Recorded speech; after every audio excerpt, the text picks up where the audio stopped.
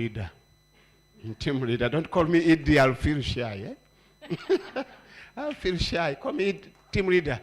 And we are happy because the last time we met in Dar es Salaam, where we left at 3 a.m. to go and catch a plane.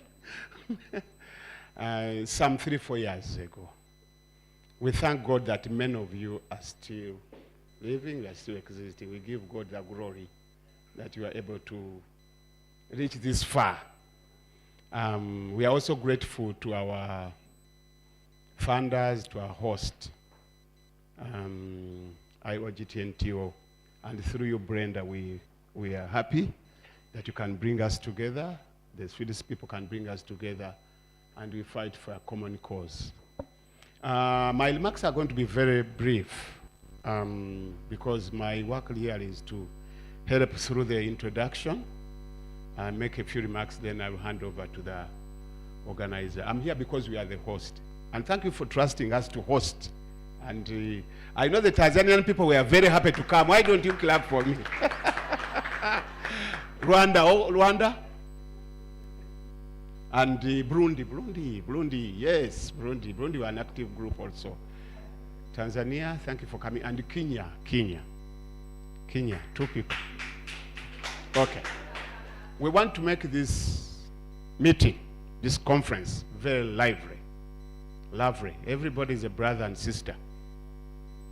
Treat your neighbor as a brother and sister. And actually we'll be rearranging the sitting format.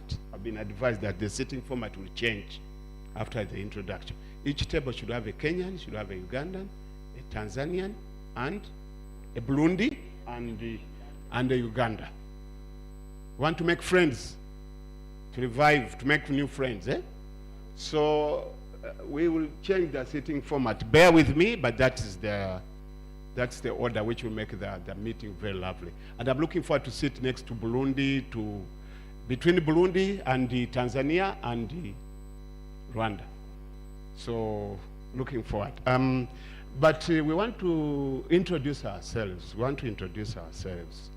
I think before we okay, let's introduce ourselves. We want to know who has come. Get a pen. And get a small notebook, this one. There are 3 things you are going to tell us in the introduction. First of all, tell us your names. We'll be happy to hear your names. And the country. Names, country, also organization. And lastly, what makes you happy when you are in Uganda? I'm taking a report to my people that no. I'm taking the report to the big man. What makes you happy? So that when you go back, you tell, this makes me happy. So 4 things. That takes 1 minute, by the way. And less than 1 minute, Want to do that introduction. Names, organization, country, and what makes you happy. What makes you happy should be 1 or 2 words, not a long sentence that when I was coming.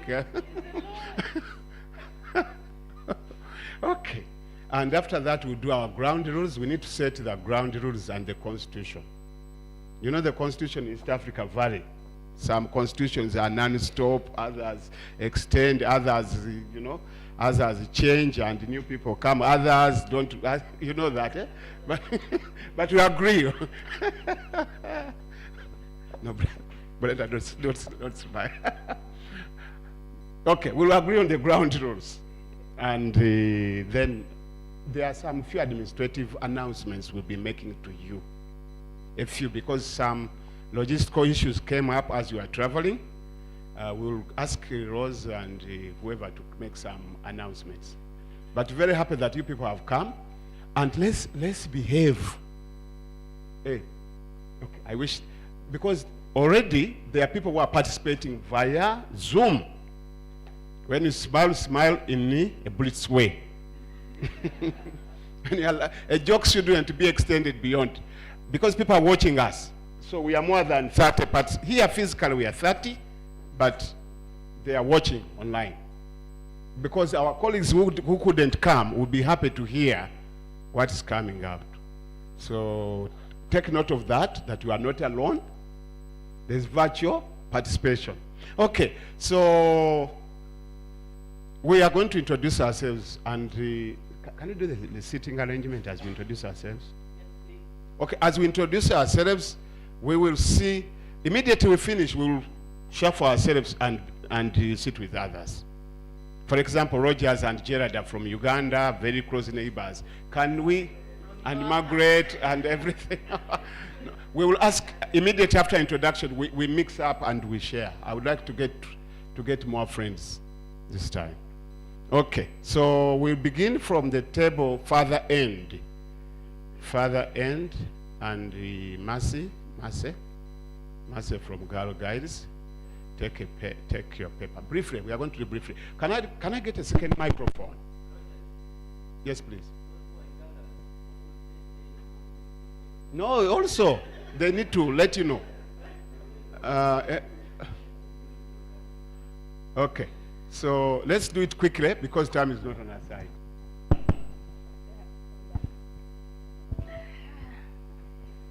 Good morning, everyone. You're most welcome to Uganda. I'm Mastura Kisache, and a simpler version of my name is Mercy. I'm a Ugandan.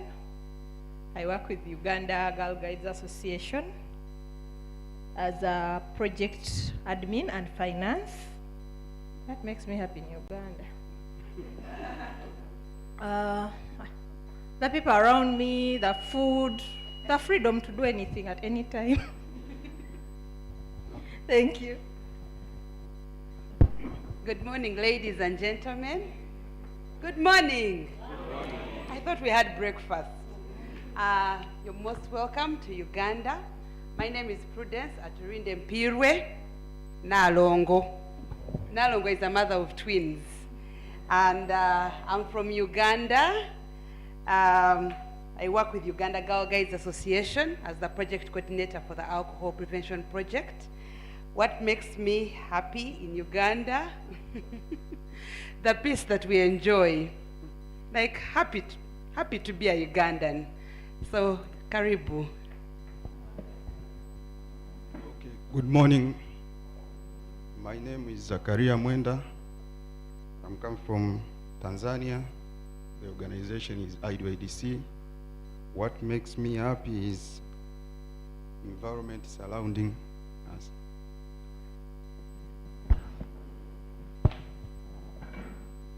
Good morning. My name is Ines Daninga, and I'm Burundian. I work with BAPA, Burundi Alcohol Policy Alliance. And what makes me happy is a warm welcoming here in Uganda. Thank you. Good morning, ladies and gentlemen. I am Stacey Akinyi from Kenya. I work with Blue Cross Youth CBO, also known as BCY CBO. What makes me happy in the Pearl of Africa has to be the food. The plantain I had this morning was so good, and also making a difference in the society.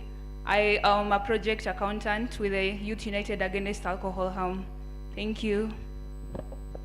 Thank you.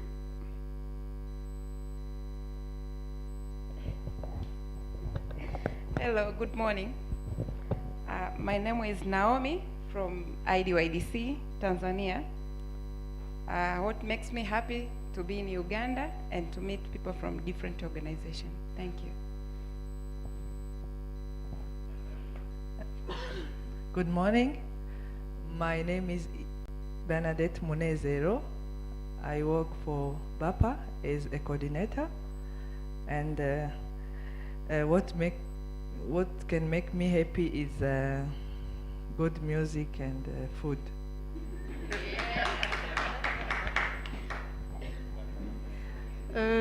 Hello, good morning, habari gani, bonjour. I'm Serafina Manirambona from Burundi, president of BAPA.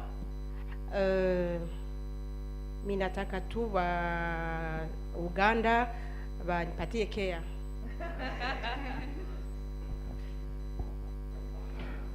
Morning, everyone. My name is Jackson Isavidi. I work with the UAPA, and what makes me happy is to see the smile of people surrounding me. I feel good. Hey, okay. Good morning, everyone. My name is Ishmael Shem. I come from Kenya, so I'm Kenyan. I work for Blue Cross in Kisumu. And what makes me happy is just to meet people that over a time that we have developed a relationship and friendship and partnership, and just seeing again is a joy. And what makes me happy when I'm coming to you to meet or make more friends and food.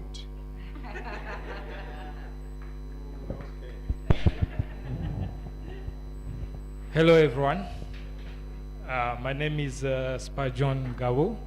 I'm from Burundi. I'm team leader at Ajibudi, commonly called Yaga.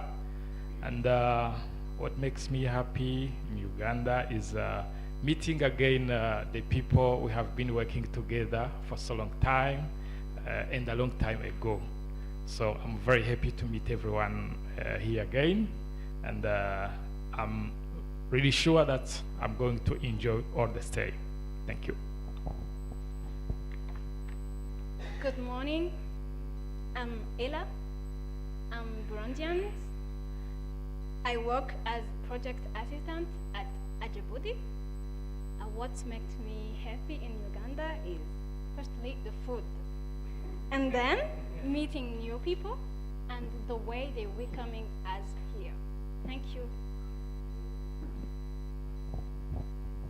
Good morning.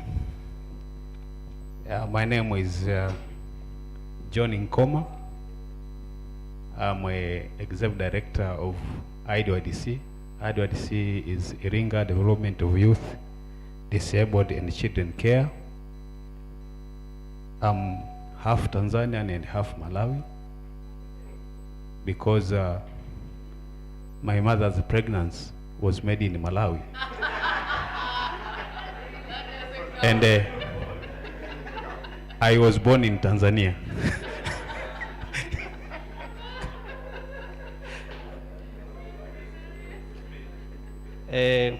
What makes me happy in Uganda?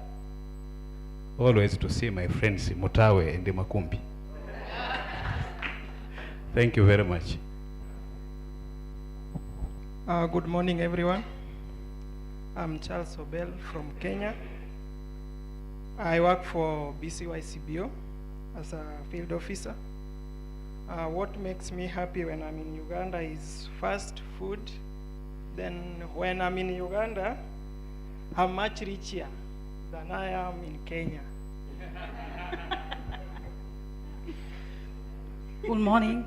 My name is Blondie Nyongere. I work for Ajibudi. I'm Burundian. What I like here, the place where I stay, there is everything that I like here. People, gym, food, everything I like.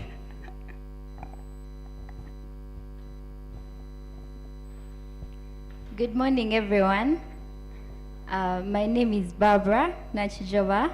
I'm from Uganda, so you're most welcome, everyone. I work for the Uganda Youth Development Link as a monitoring, evaluation, and learning officer. What I'm happy about in Uganda basically is the nice, calm weather. Thank you so much.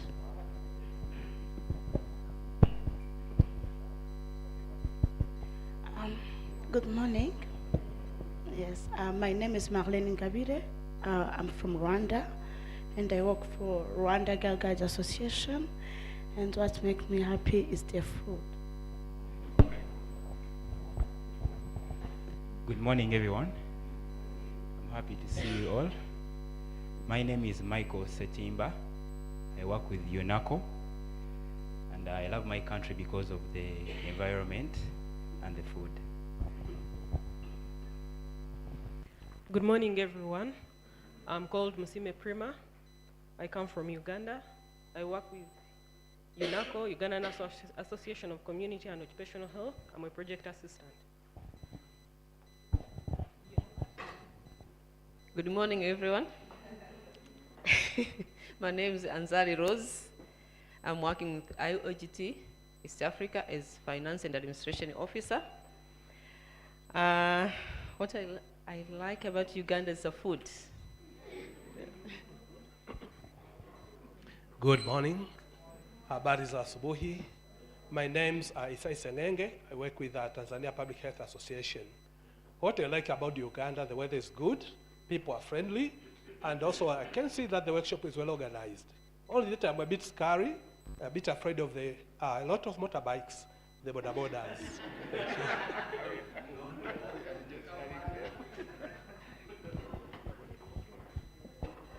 Good morning, everyone. Happy to see you here. I'm Namga Fatuma from Uganda, working with UDEL.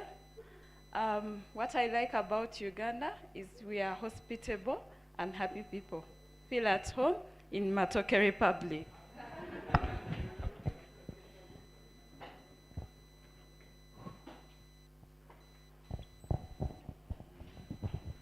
Good morning. My name is Dr. Ananswila from Tanzania, Tanzania Public Health Association. I'm a member of the executive committee. What I like here is that I have already made you are my children from today. So I have extended more kids than whom I had. So you are all welcome to Tanzania, and you'll find your mom. Thanks very much. Yes, good morning, friends. I'm by the names Nasanga Margaret, coordinator of Uganda Alcohol Policy Alliance. What I love most in Uganda is the hospitality. You can't get stranded in Uganda. You can't go hungry in Uganda unless you don't know how to ask for food. So you just know how to greet. Please just learn how to greet and ask for some small chakula. You will eat. Thank you. Good morning, everybody. My name is Makumbi Gerard Majera. I'm a Ugandan. I work with UNACO, that is Uganda National Association of Community and Occupational Health, where I coordinate the Community and Workplace Alcohol Control Project. I will divert a bit. What I've liked of Uganda today is hosting this meeting. Yeah, it surprises me. For the first time, it is moving from Tanzania here. Thank you. Yes, good morning, ladies and gentlemen. Good morning, everyone. I'm by the names of Rogers Mutawe, and I work with Uganda Youth Development Link as Senior Program Manager. And of course, I'm Ugandan by birth. And what makes me happy, being surrounded by joyful people, like people who are here. Some people have taken some time without seeing, but it's good that we are meeting once again. Thank you.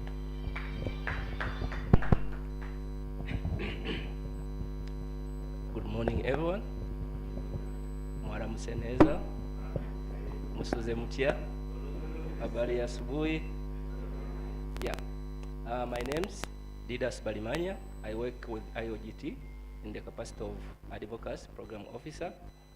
I'm a Tanzanian by birth, but East African by social interactions and languages. So don't talk anything you think I don't know in East Africa. And what I love in Uganda, of course, is food and social evenings.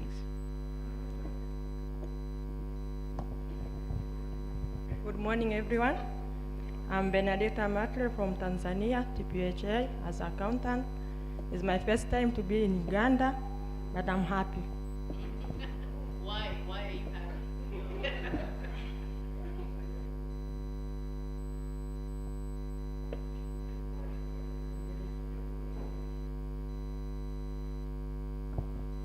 She's not answered. We're still waiting. wako wakarimu. Thank you very much. Good morning, everyone. My name is Nicole Nyiraneza. I'm the Executive Director of Rwanda Girl Guide Association. I'm from Rwanda, of course, and what I like in Uganda, people are very friendly, and matoke. Good morning. My name is Jocelyn Kasengaire. I'm an accountant. I come from Rwanda. I like coffee.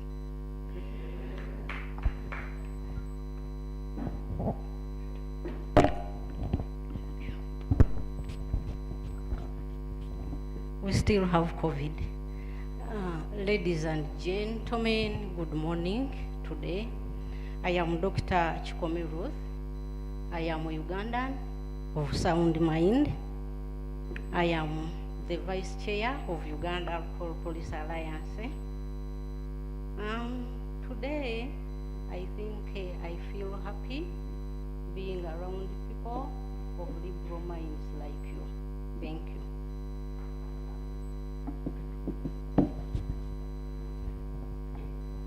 Good morning, ladies and gentlemen. My name is Lubega Andrew Zezinze. I'm Ugandan. I work with Uganda Youth Development League as a project officer. Thank you. Okay, thank you so much. I'm going to... Okay, I'm going to request her to briefly introduce her, but we introduce her in the big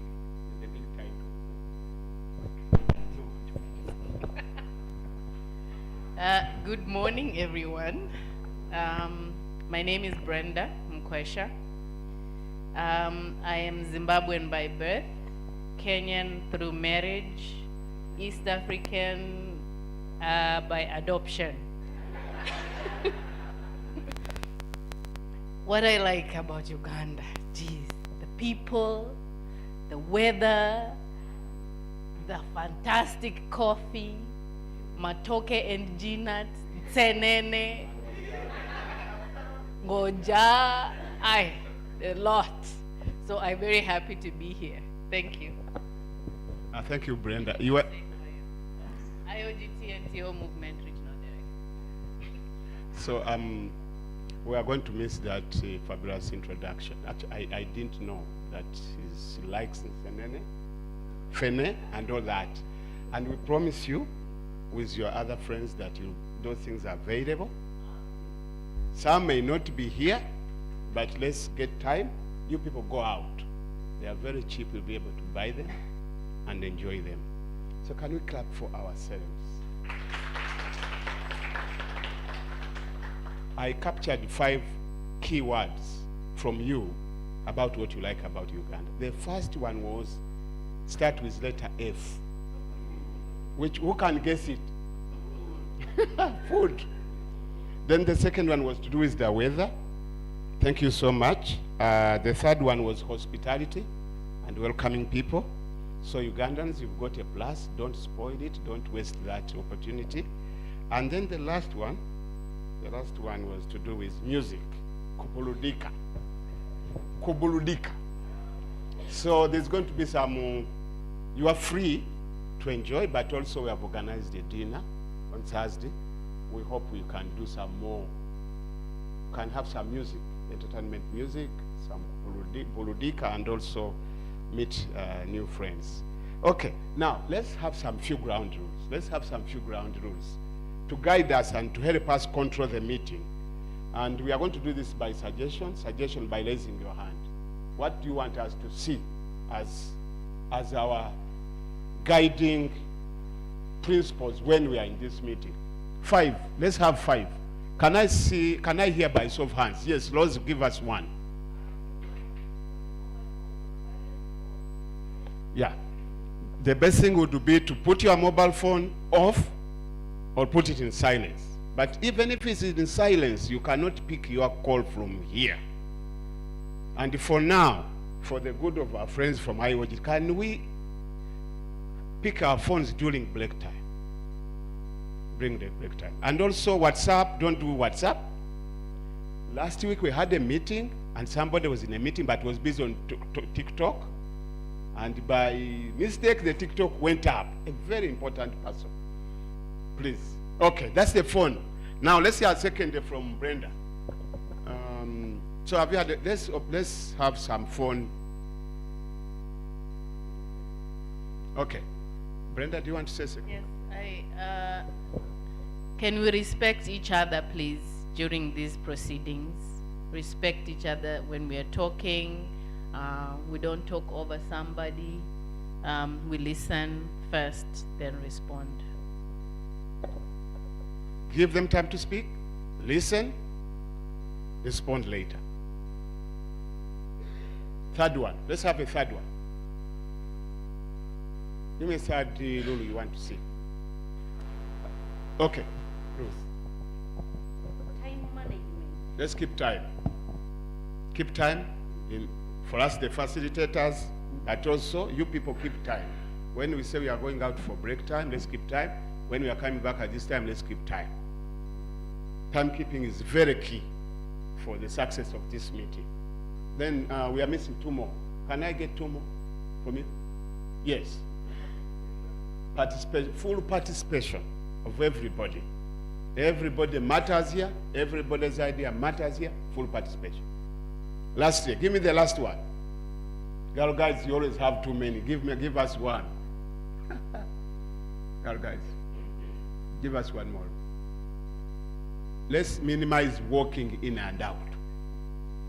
People have a culture of walking in after 20 minutes, then it keeps coming, going out, in and walking in. It's good to walk in and out because you may be going to see nature, but also minimize because it distracts others, and they keep wandering. Okay, the last one. Somebody was giving me the last one. Was it the girl guide? Yes, Gerald.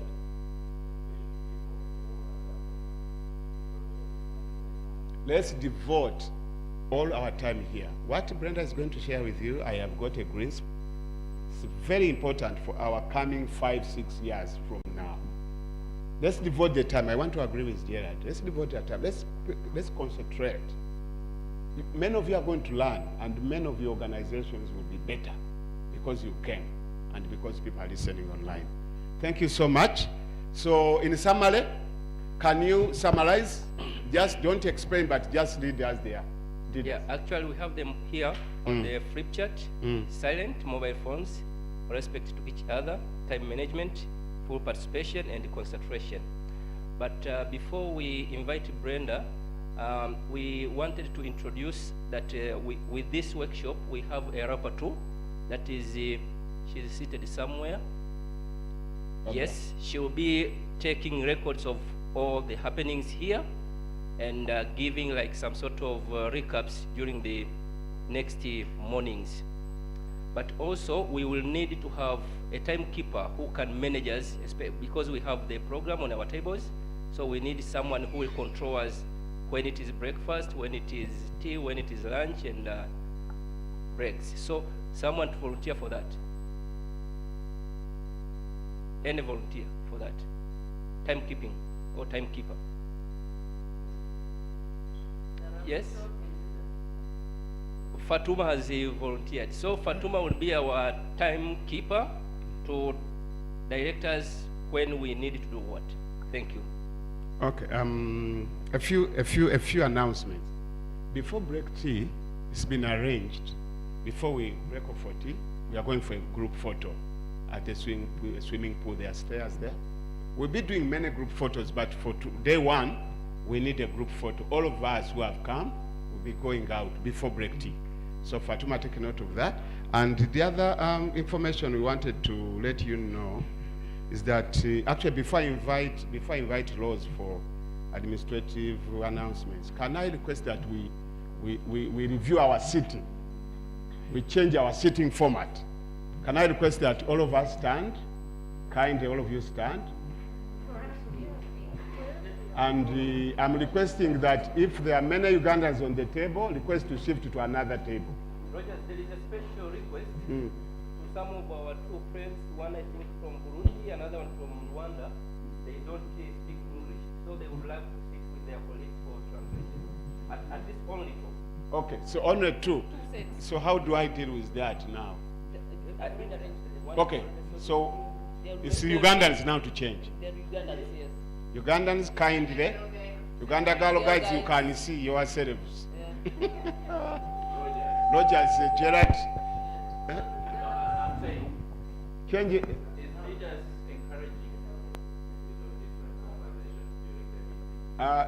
Okay, let's first change the seating. Let's first change it.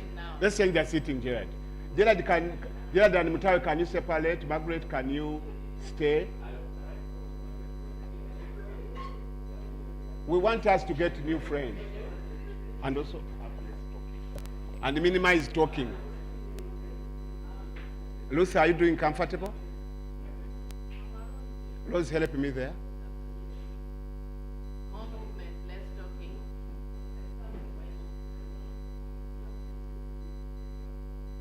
Rose, reserve for me a seat also. I'm coming there. I'm a participant. Okay, once the table is sorted out, you can sit down. Those who are not yet settled down. Okay.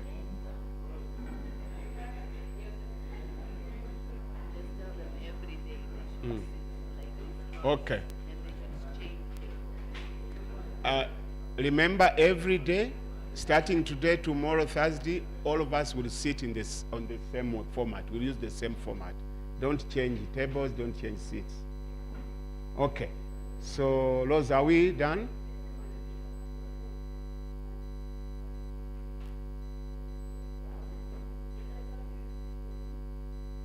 I am coming.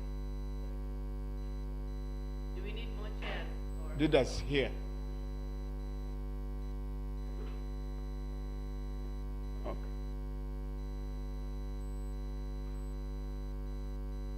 Rose, are we doing well? I think the most participants we have are Ugandans and Tanzanians. Yeah, who should so mix? make sure you're also not next to your fellow country person, if it's possible,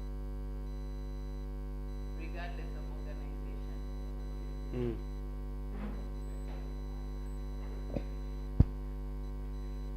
Okay. Before I invite Rose, there is a wonderful gym here.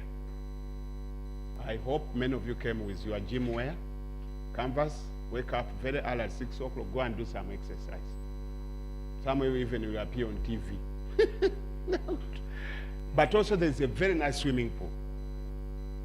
Take advantage of the swimming pool. There are also gardens here.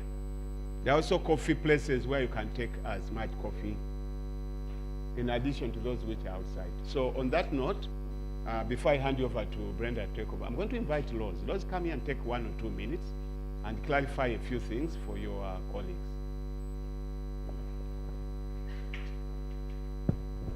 Good morning, good morning.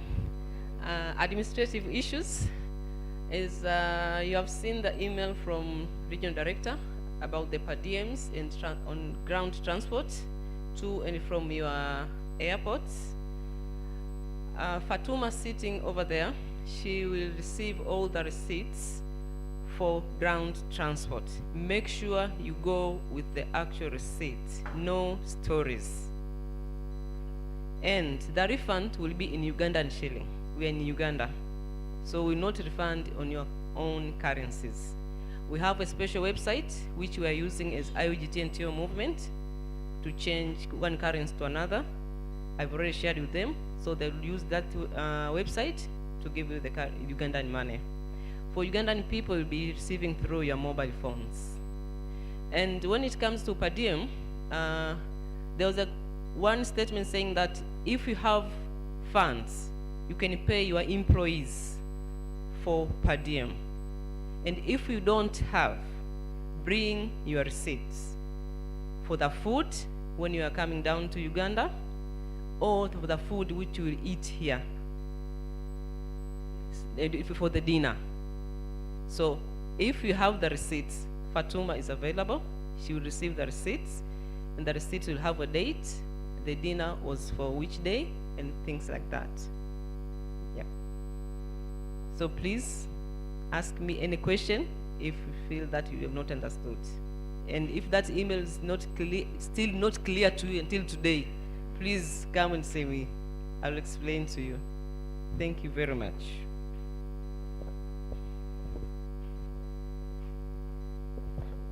I need to add something about the hotel. There is sauna also. Don't forget, if you are, that one is free, but massage, you have to pay for it. Thank you. Okay, and one or two more announcements. On Thursday, we are planning an excursion. We want to take you around the city to see many, many places. So that will be after lunch, before lunch. So you guys get ready, get prepared to go for an excursion at 11:30. Then at 6:37 there, we should be able to have a dinner, buludika na buludika, peke yake. Peke yake. So take note of these major events. They matter to me, that's why I'm reminding you. And we are looking forward for a good time. Brenda, thank you so much for the time, for this time. By the way, this APM used to rotate from country to country. That was before Guna, Landstorm. They used to rotate. They used to come to Uganda. We used to go to Kenya. We used to go to, they used to rotate. But we never moved to Burundi and Rwanda. Hopefully, you never know, miracles happen, I don't know. Hopefully we will be able to travel to Kigali, travel to Bujumbura. Hopefully, I'm not the decision maker, I'm just saying a miracle. So, even the decision maker may be doubting that. Okay, but we are very grateful and we want to take this meeting very serious, a very important landmark for us, and a very good opportunity for us to learn and to pick ideas to improve our operations, our organizations. So on this note, Brenda will take over, but when you have done, we'll be going for break, tea, but we'll be going out for a group photo. So can I invite Brenda, the regional representative for Eastern Africa, for IOGT-NTO, to take over and share with us many of the issues you prepared for us. Thank you so much. Can you welcome with me? Give us a big clapping. Thank you, Rogers, for the welcome and for the first part. I need to see if I can put my laptop here. Yeah, it can sit. Fantastic. Sorry, it's bad eyes. I can't read from my laptop whilst I'm standing.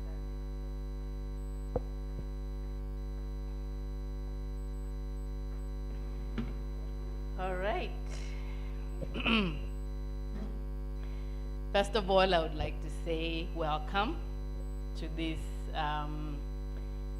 2022 APM, which is in physical form. I'm glad to see all of you here, and I hope that you have traveled safely and you had no hitches. I have had major problems with my hotel room, but hopefully after this day it will be all sorted.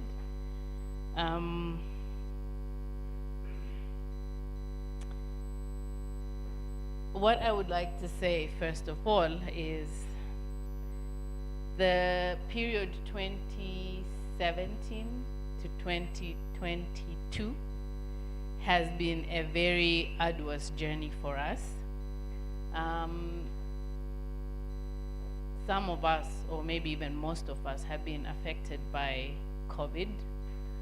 Me personally, I was sick for 5 months with the COVID. I am sure I still have long COVID somewhere in my body. But I have been vaccinated 4 times to ward off any other. But for those of you that lost loved ones, my sincere condolences to you. And we can only hope that we will not go through something like this again. It affected our activities, it affected our mental capacities, it affected our families, and also it has affected our funding.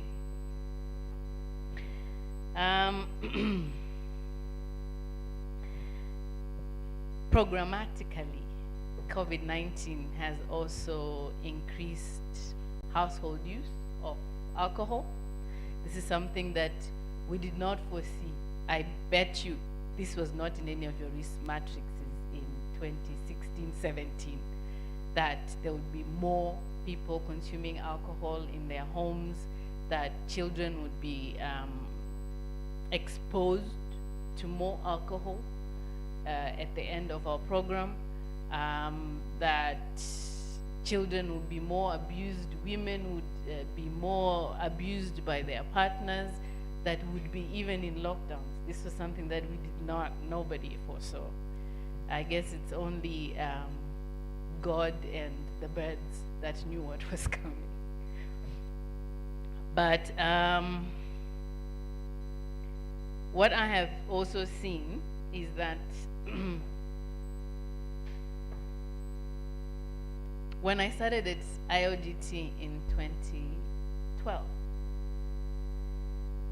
the number of males within your organizations were almost 90% to 10% of women. But I am very happy as I look around that, first of all, there's more women present, but not just that, because I would have hated it if it was just the women's presence, but that they're in positions of power, decision making. That means they're contributing to what we are doing in this region. So for that, please clap for yourself. That is one major result of this project that I am personally proud of. I know I was called Mrs. Gender behind my back for a very long time by all of you. But I'm very happy about that.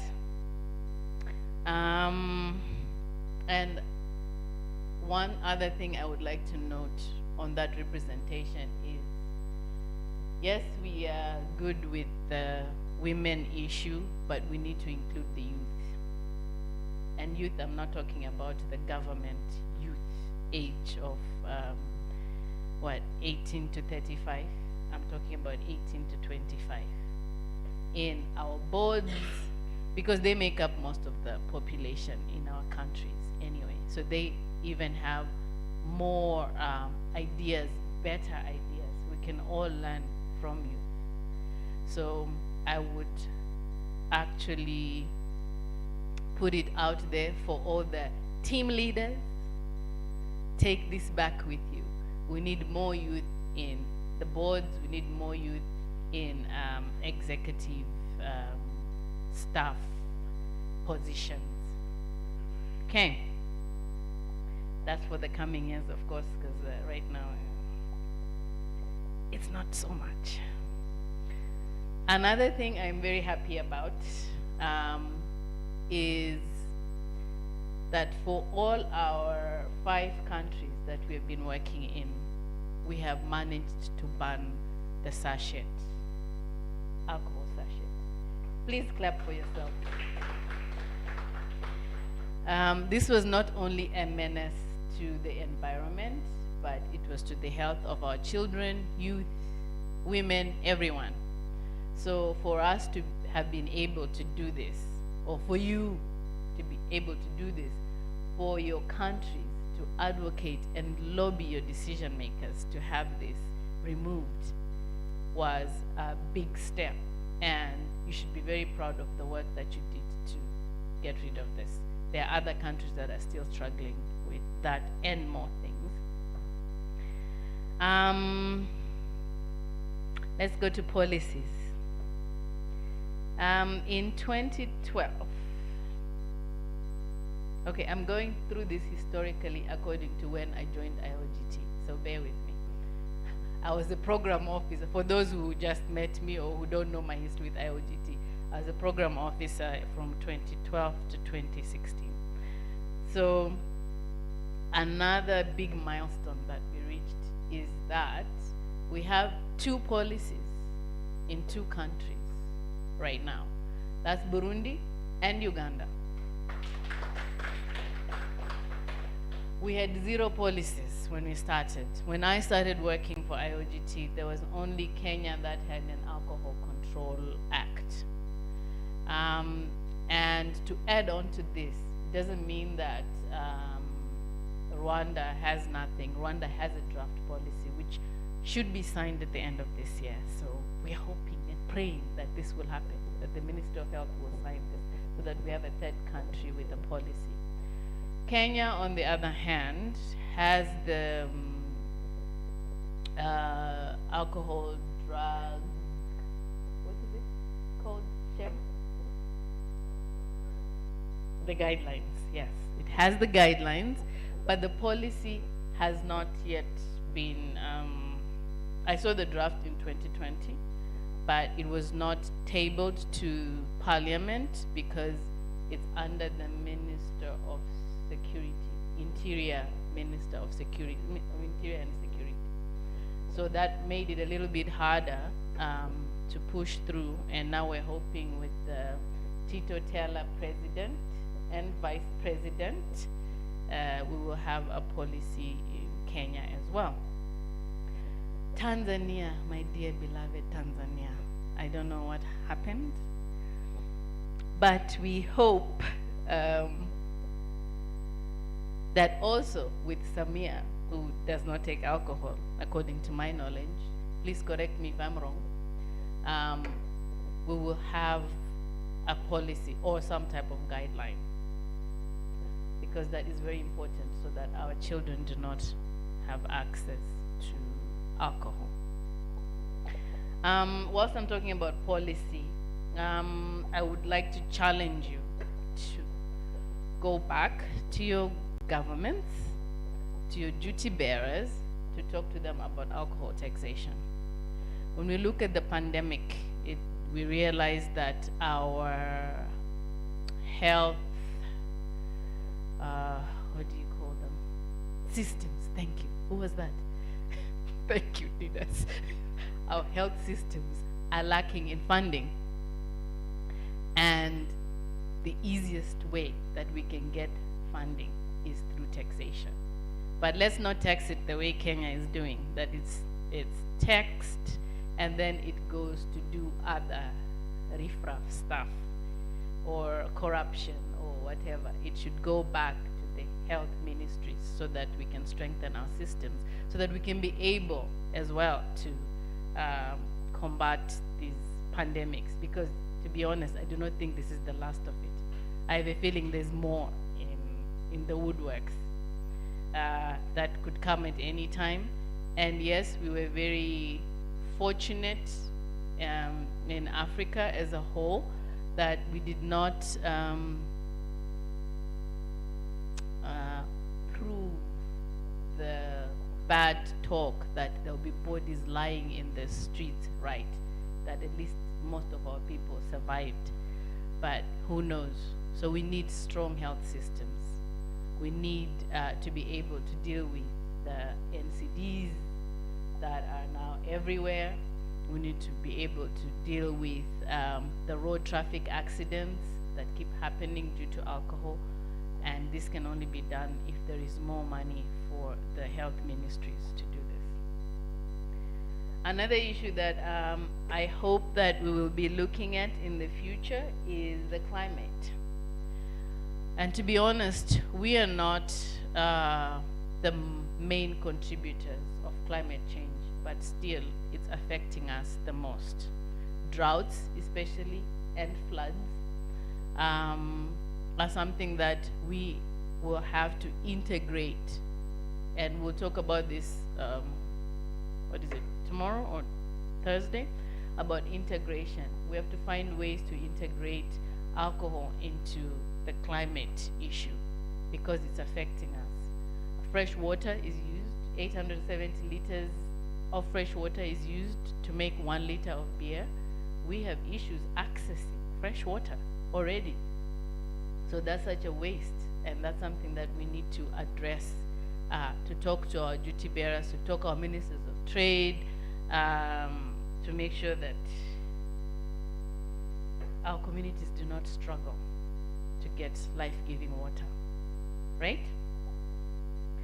So, as far as this APM is concerned, it is to celebrate you, the work that you have done over the past 6 or 7 years, and to share and learn from each other. But most importantly, for me, I think this is a chance for networking as well, because there's been a lot of changes in your organizations. Some of you have not met each other. So this is a time to network, build.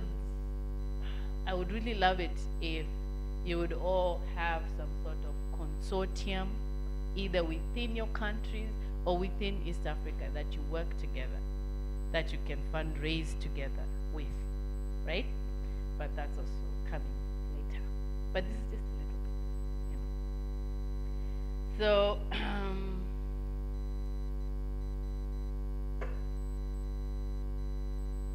other than that, I hope that this is a very successful meeting, that you will leave differently than you came in, that you will learn something, that you will have time to talk, to make friends, not enemies, and to have a good time.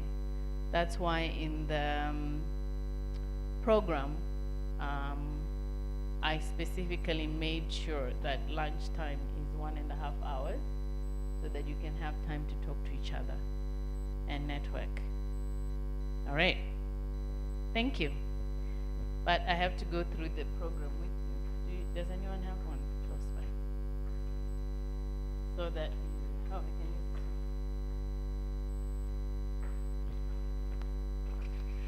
this. So for today, after this, we have COVID-19 and the new normal. That is when you talk about your experiences or things that you have learned, so that others can learn, or just for sharing's sake. Then we have tea. Then we have 6 years of learning and sharing, which you discuss your best practices, best methods that have worked for you, also challenges that you have come your way, especially for the advocacy and prevention work, because all of you are doing the work differently. And then sharing of, and then we have a tea break, and then Johanna will join us for about 30 minutes in the afternoon. Oh, I forgot lunch. There's lunch, 12:30 to 2. And then there another coffee break, and then we go back to Johanna, right? Then tomorrow, we start with a recap from Barbara. And then Pepe will be here with us. I know you all know she has left, but she agreed graciously to help us. So she's coming in today. So she'll help us with ASA, with Didas, of course. And then that's most of the morning. Then we have a lunch break. So what we've tried to divide this ASA reporting into each country presents, or organization. What was it? Country, organization, Didas? Country, right? Presents its results. That's like in the first part of the morning, and then we'll have the regional report that we'll share in the second part. Then we have a lunch break, then we'll go through results-based reporting. That's a workshop. And then we have another workshop with Patricia, who's joining us from Ireland. She will talk about how to report success stories. And then on Thursday, we have the Burudika thing according to Rogers. So I expect to Burudika, for real. I'm here to dance. Yeah, so of course we'll start in the morning with a recap from Barbara, and then integration of alcohol into other activities led by UDEL. Then we'll talk about fundraising, and we'll have a workshop on how you can do that. And then we'll have an excursion, dinner, and then that will be it. So once again, welcome, and I'm happy to see all of you. Let's do this. Let's have a successful and fun and a chance to learn during this APM. Thank you very much.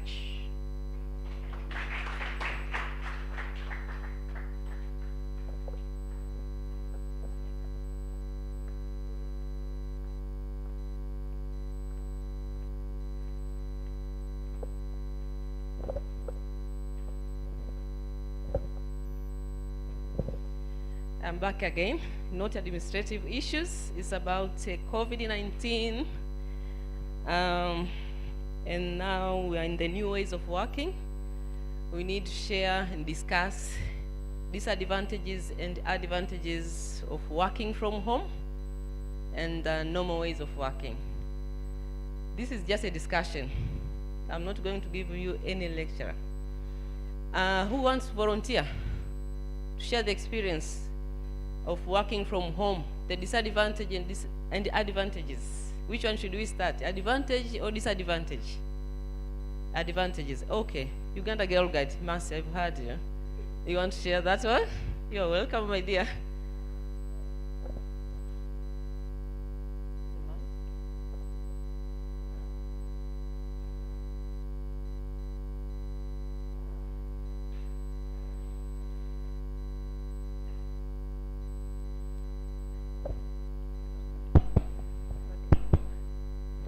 Okay, thank you. Personally, working from home, one of the biggest advantages I got was give me time to bond with my family. That comes first. I got enough time with my kids, my husband, and everyone at home. And then when it comes to work, it was easier for me to program myself. I knew that I need to allocate time accordingly. If it's time to maybe work on a report or something, I would utilize the morning hours, because after lunch it would be quite hard for me to work. So that helped me. Then also the other thing, I realized that it's not a must for me to always be in office for me to be able to deliver. I realized I can actually work even when I'm not in office, because previously it was very hard.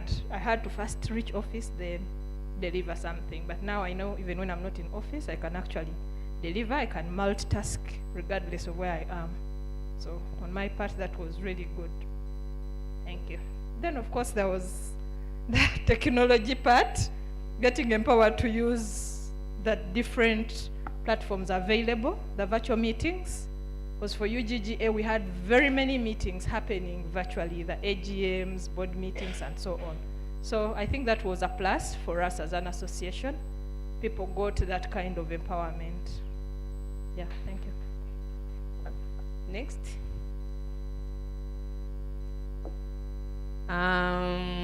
Blue Cross.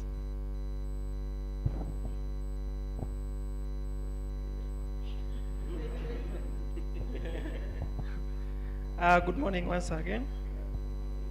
My experience in working from home, we got to venture into various methods of reaching out to our beneficiaries. First, we had to message them using Twitter, using Zoom meetings. So this enlarged our reach out. Before COVID, we didn't know that we could also reach people with those avenues. Another advantage of working from home, you don't have to travel. You have more time. You don't spend time traveling to the office to work, and you have your lunch there, you have your everything around you. So you don't spend much of time going out to have lunch or traveling. Another thing is, I think that's all. Okay, I'll go to Ajebudi, our new member in town.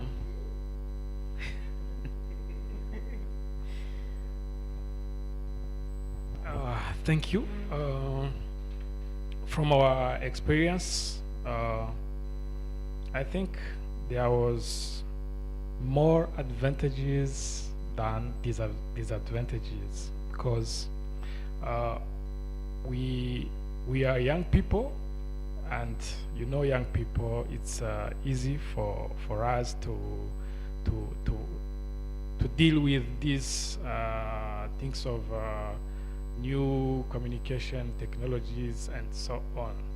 And in Djibouti, it's always our always life. We are dealing with this. We are using digital approaches and everything in our work.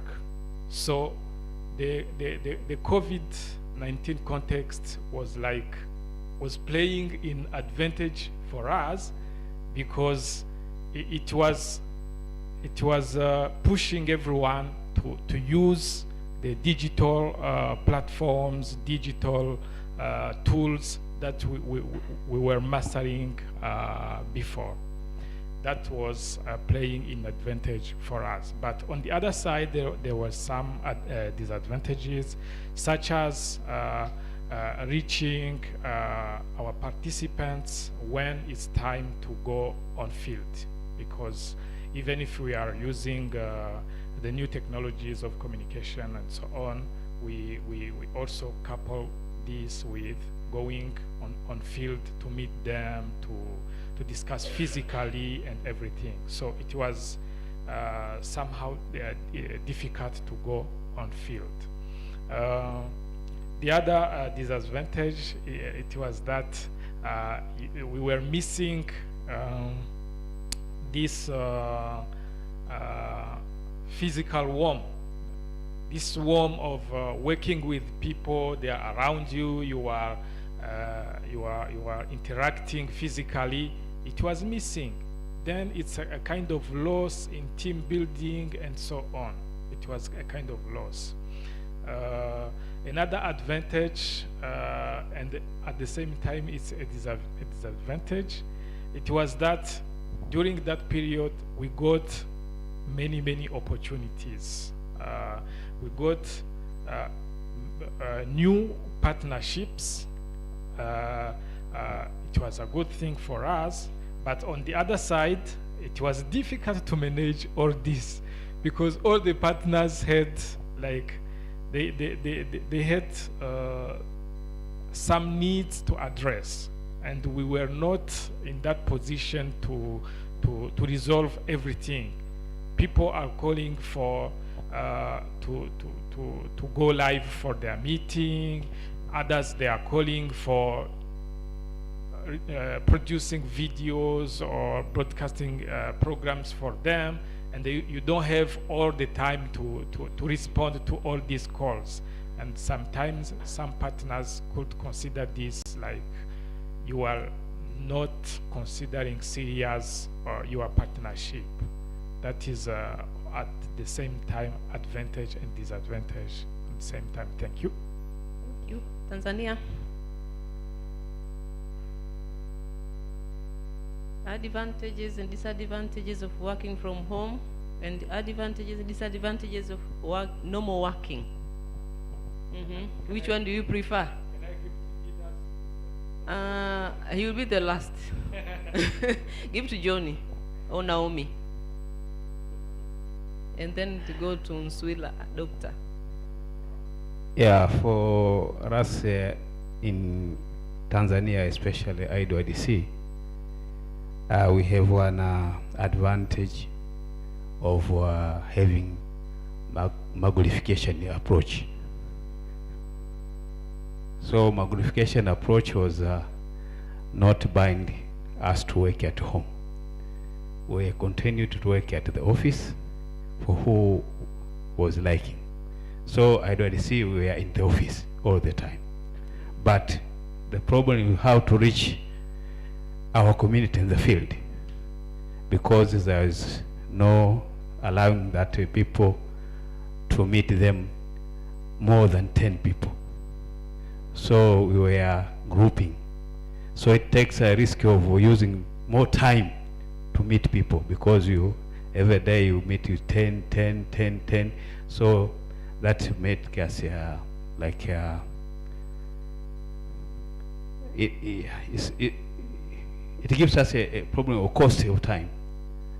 But also, the problem is also the people in the rural areas. They don't mind about COVID because they're saying that COVID is a town disease, not a village disease. So people were also being difficult to address them about effect of COVID, how to meet.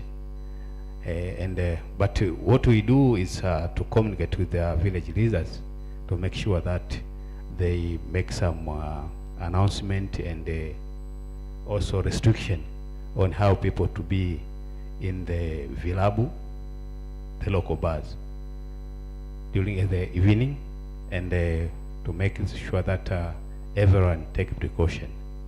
This was challenging us during COVID period. Thank you. Naomi, you want to add it? Give mic to Dr. Nswila, Tanzania Public Health Association. Mic to Dr. Nswila over there.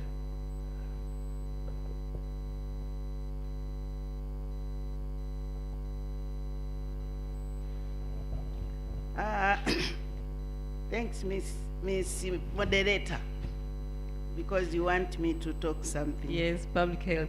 You said there are two things. Yes. Working from home. Yes. It means out of your office to home. Yes. But the other thing is that you need to work with the people in the field.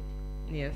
Now, there are those factors, they have some connotation.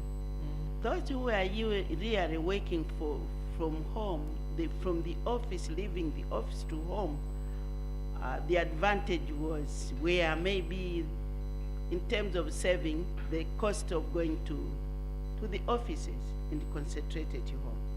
But the other thing, some people who were supposed to work at home, they might not be at home, but they are somewhere doing other tasks, but you can think they are at home working.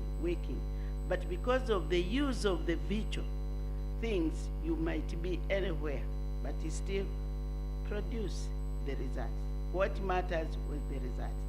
The other thing to the field, especially in Tanzania, it was already announced that let people work, but take care and follow Ministry of Health procedures and SOPs that you have, but you have to go, but take the office. So that one made again those people in the field to work, but at taking the precaution, because we didn't stop completely working, especially in the part of the offices. But in terms of the public health aspect, we had to take the precaution which were made by the Minister of Health that everyone should take into account those things.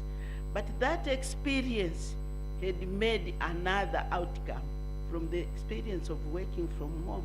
What COVID had led countries to start preparing themselves that whatever happened on the public health aspect, we need ourselves to take care and start preparing.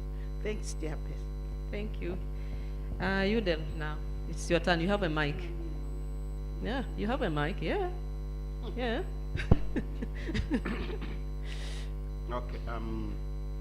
Working from home. I think it was easier to work from home if you are an administrator, you're a finance person. It was easier.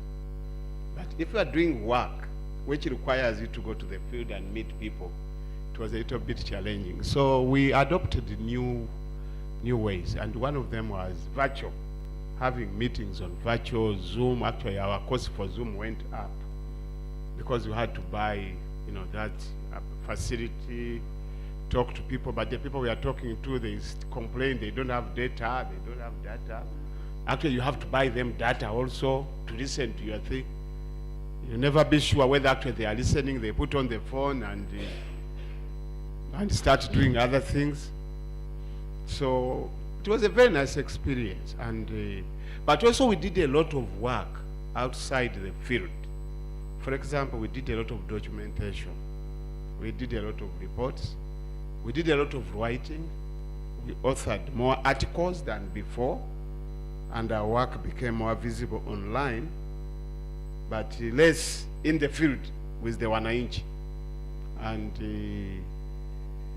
but also there are things we could do, which we could do. We had more radio talk shows, TV talk shows, having a car to move in the community, public announcements, making some noise. It was not easy, and but I think as a culture of working from home, Ugandans haven't picked that culture. Ugandans want to be in the office, like Tanzanians, because they don't believe if you are working, you work at home. They think at home you only cook food, you only look after your children.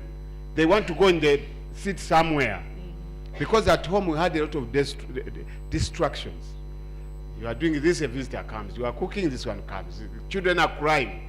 Mercy didn't say that the children were crying behind and she could stop.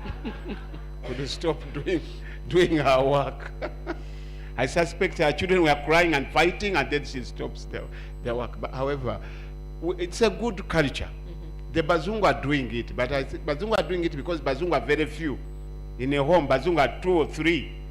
But in Africa, it is a whole clan. It's a whole clan, eh? 12 people around, everybody, uncle, daddy, what? Mommy saying there's no food. But it was an interesting experience. It was an interesting experience. I think there are things we have to learn to do at home. And you can do some work at home if the children are not on holiday. So, Madam Moderator, I don't know what you wanted to hear. I think there are more disadvantages working from home, because the staff will never send you the reports on time. But also some information is staying in the office. So that was it was not easy. But I think my colleagues work more when I'm putting their eyes on them than when they're at home. Some people want your eyes to be on them. Is that an African way or Ugandan way? Ugandan way, okay. You have to supervise because they end up doing other things. Anyway, that was experience. I don't know, maybe. Thank you, Rogers. Maybe. I would like to hear from UAPA, the network. I know you are working with ministries, departments, government departments. How was it? Disadvantage or advantage? Was the advantage to you? Okay, thank you, Madam Rose. As a network, the advantage we had was that our members are all over. So for the advocacy meetings, we employed one-on-one. So we would utilize our members from wherever you are, meet your MP. From wherever you are, meet that stakeholder. Then they would report. I loved it somehow because there is a time whereby every 30 minutes you had to wash your hands, which was not so convenient at office. So the spread of the virus was somehow worked on during that time of staying at home. For the close monitoring at UAP, I think we manage ourselves. We know when to work as long as we have committed ourselves to work. So as a coordinator, it helped me. I can attend 5 meetings a day. It is just press this button, you are in another meeting. Unlike the physical ones. For the physical ones, you can attend 2, but online you can attend even 5 or 6, because these days people program meetings even at 6.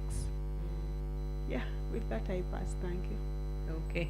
I want to hear from BAPA, another network, and then I'll come to Rwanda Girl Guide. We want to hear your experience also. Welcome, Madam. Thank you, Rose. For BAPA, we had one advantage. We learn how to work with social media. We have done a campaign online, which have been done successful, and there was an advantage to meet our stakeholders we have delayed some activities because we have to postpone program or meeting, but we have managed to do all because we have some restriction to respect some COVID restriction, and then we can make our meeting. And we have advantage to work with the Minister of Health, so they know how to invite people and respect COVID restriction. That was all. Yeah, thank you. Now we are going to lockdown country, Rwanda. And then we will finish with the partners. We finish with the UNACO. Thank you so much. With the lockdown country, it was very hard to work or to access the community, but we opted for other solutions like using our social medias and even have more access on technologies. We had online trainings, online advocacy and awareness. We even thought about other resources that we were not using as much as it could be used, like radios and TVs and also YouTube channels. We found other ways to conduct activities even if restrictions were always there. For the advantage of working from home, as others said, it was somehow easier to deliver anywhere you are, but also the monitoring is something that we had to put effort, because maybe someone would not work really properly at home, maybe with other tasks and other distractions, as others said. But we managed to deliver, and even if there are some activities that delayed, the time restriction was somehow flexible. We tried to put more effort to deliver. I think for Rwanda, we went for social medias, we went for networking, but online networking. We used many platforms, even if community access was very hard. Thank you. Now, UNACO, who is going to speak? Michael or Prima or Kumbi? With due respect to the others communicated from Uganda, we sometimes had a problem following up on timelines, and sometimes it is the individual suffering because of grief. For example, you have somebody in the family who has died of COVID or dying of COVID, that alone puts you off. You cannot warrant it after some time when you are through. But also the use of other means of communication. You'd never tell what is happening the other side, where you're giving probably instructions, and that is in the same way follow up. And so you'd stand the disadvantage of blaming someone for not performing to your expectation, but because of other issues you could not explain. But we also saw our organization leaders believing in us a little more, because if you requested something done and you did it, I think they realized that you can do something better than they had ever imagined. Yeah. Thank you. Leaders, do for East Africa office, please summarize. I know you. We have a few minutes.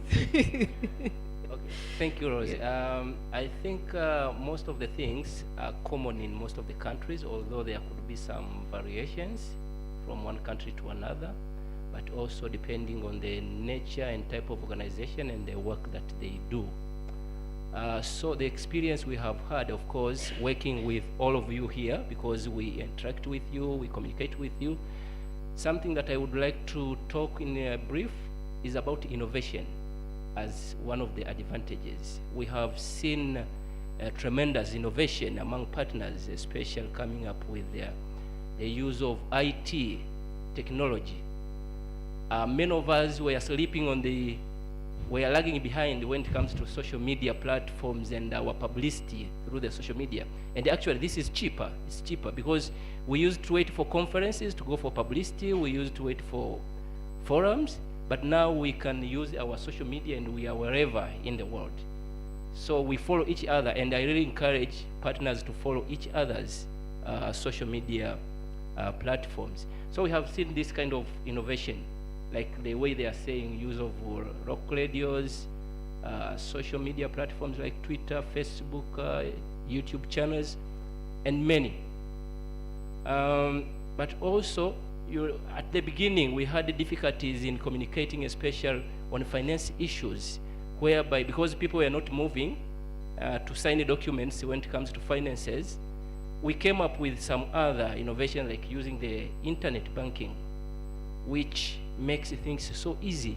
You just pay while you are seated at home. You do everything. So actually, before it was difficult, but then we had to communicate and encourage our partners to adopt this, the internet banking, and now I think many of you are doing it and using the electronic signatures, because some of people had to move from one town to another to look for a signature. Yeah, so that also accounts for flexibility among. This is the nature of human being. You can see that when things happen, we need to adjust, because from Darwin's theory, that's the nature that we have to adjust, unless we will perish. I could also hear like the management, especially those big bosses who manage people in the offices, that it was sometimes not easy to manage people. You are not sure whether people are working or what. But what I have learned personally is maturity and self-control. Maturity and self-control. Yeah, because for us, East Africa, our office, we have even taken it for permanent. Sometimes like we have proved like you can work from wherever and you perform. But this depends also to the type of your job, to the type of your responsibilities, because our work is to communicate with you. I don't have to sit in the office to call Makumbi. I can call Makumbi even when I am in my home, or I can write an email to Makumbi when I am in my home. So, but this shows also self-control, but also maturity, that you need to grow up to control yourself. You don't have to wait for micro kind of management. Another thing lastly is about I think the disadvantage, loneliness, because the African culture, we are used to interacting each other, meeting and whatever. So it was really difficult to stay in homes, sometimes especially to those countries that were in lockdowns. Yeah, that was really bad. But all in all, COVID has taught us a lot of things, and we have adjusted to the normal, and we are continuing. So this is how the world goes. There is no way we can do things. So, okay, Brenda, maybe we'll continue on that. As we have seen, but just last thing, the other experience from working from home, what I have seen, we work more hours than normal. We work more hours than normal. Because you are home, you are not expected to travel, maybe moving from home to office or office to home. So you find like you wake up early, you switch on your computer, you start working, and then you wake up to late evenings. Yeah. So everything has advantage and disadvantage. Let us hear from Brenda. Thank you. Well, I think firstly, speaking from director position, it's a matter of trust that you have the right people in the positions that are within your organizations, and also that these people are dedicated, they know what they're there for, they know what their job descriptions are, what the deliverables are, and there is, in my opinion, no need for micromanaging. As Didas has said, he's working from Bear, and I'm okay with that because whatever he has to deliver still comes. I have been working from Nairobi sometimes. I've been working from my house in Dar other times, and my deliverables are there on time. So I think it's also a matter of not just maturity, but I agree with you, Didas, but it's trust and honesty and showing that you're dedicated to the job you are hired to do, and do it. Because for me, we're moving from a time where we need offices. Offices to me are going to become very archaic. We don't need to go, but also we need that self-control. And I agree with Didas on the thought about overworking. I have insomnia, so you might find me responding to emails at 2 a.m. if I don't control myself. There was a time I was doing that.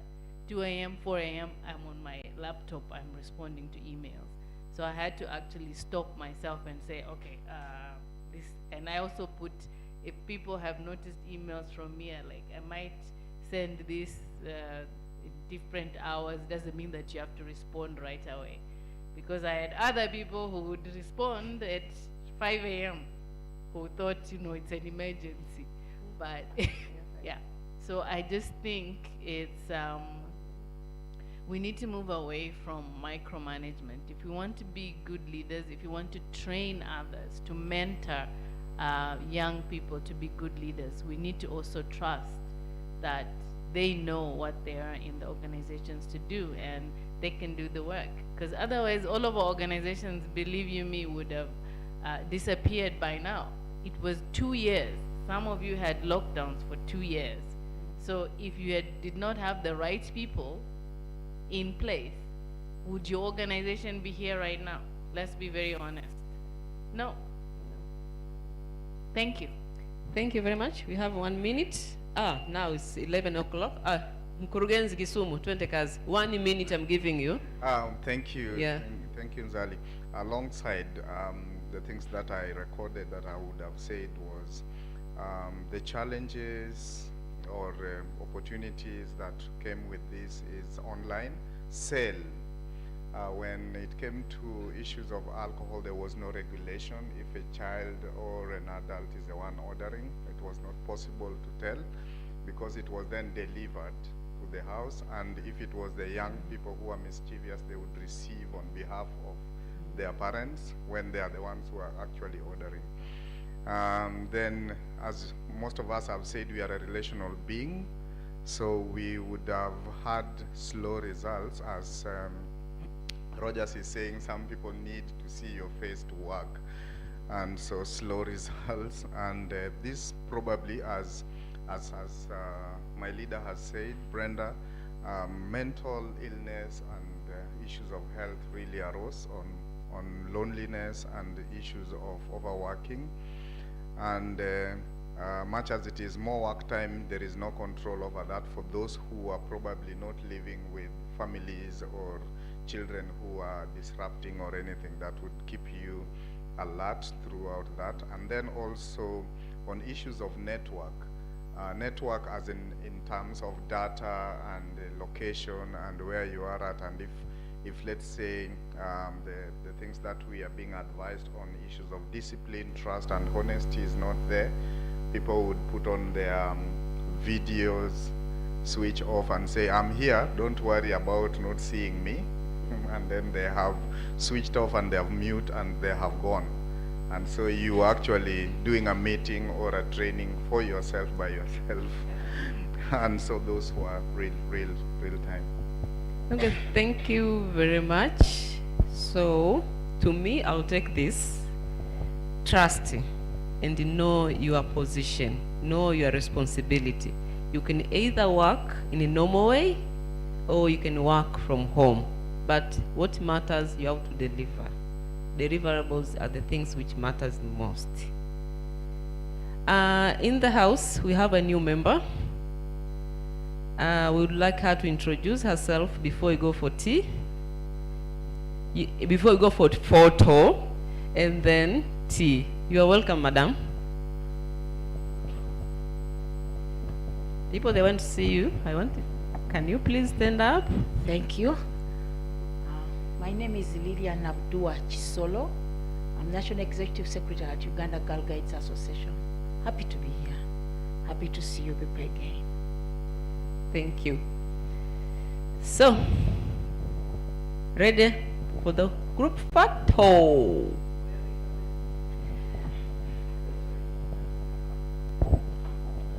Are you not clapping for me?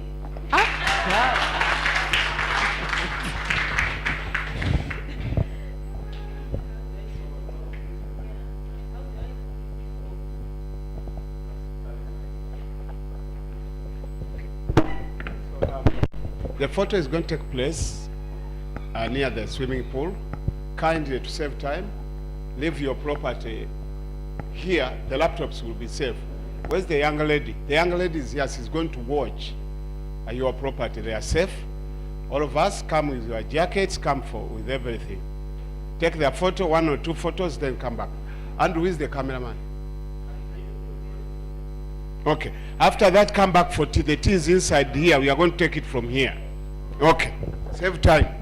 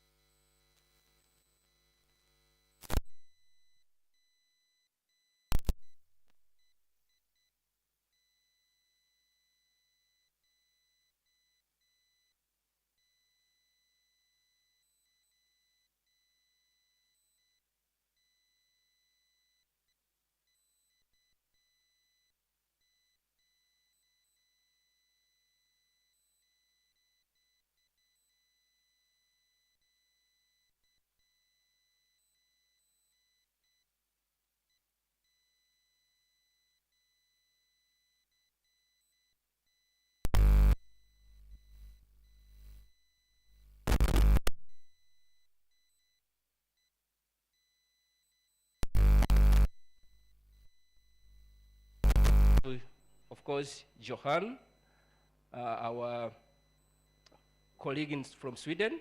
She has recently joined the visual. She's following. She didn't follow the morning sessions. So she's also interested, very much interested at getting to know our partners and what we do. And the way we arranged this session to be conducted is going to be an interactive one. We are not going to have PowerPoint presentations. We want to talk. We need to talk and discuss and share amongst ourselves. So we thought like we needed to have 3 major thematic areas. One is about the community outreaches or the community-based approaches, which works with the bylaws and addressing alcohol in the communities. So we have partners who are doing or who are focusing much on that. And then we work also with partners who are doing school interventions or reaching out to the youth in the communities. We take also this as a thematic area, youth interventions or school interventions. And we have the policy, the alcohol policy and legal frameworks of controlling alcohol. So this morning, we are going to have 2 thematic areas, that is community-based approach and school intervention. And later in the afternoon, we will have the alcohol policy and legal frameworks, what we have been doing in those thematic areas. So we have IDYDC, that is from Tanzania. We have UNACO from Uganda, UDEL, Uganda, then TPHA. These are partner organizations that have much focus on the community-based approach, whereby they do community sensitizations and try to advocate for local legislations or legal controls of alcohol. So this will be one of the thematic area, and they will meet in groups and try to discuss the methods, the best practices, the challenges, what works well, and when you get an impact or a result, what do you think is the best method that may have contributed to that amazing results? And then we'll have another group, that is the youth intervention, Uganda Girl Guides, Rwanda Girl Guides, Blue Cross Kisumu, and Ajebud. That's the second group. And we have BAPA and the UAPA. These will just join any group according to their wishes, where you want to train, whether you want to train from the school intervention or from the community approaches. So group 1, we would love to have a representation of each partner organization in each group. So how many UDEL people can we raise up our hands? UDEL staff? 1, 2, 3. We are 5. Then UNACO, how many are we? We are 3. UDEL, IDYDC, 3. TPHA, we are 3. Okay, so maybe we need to make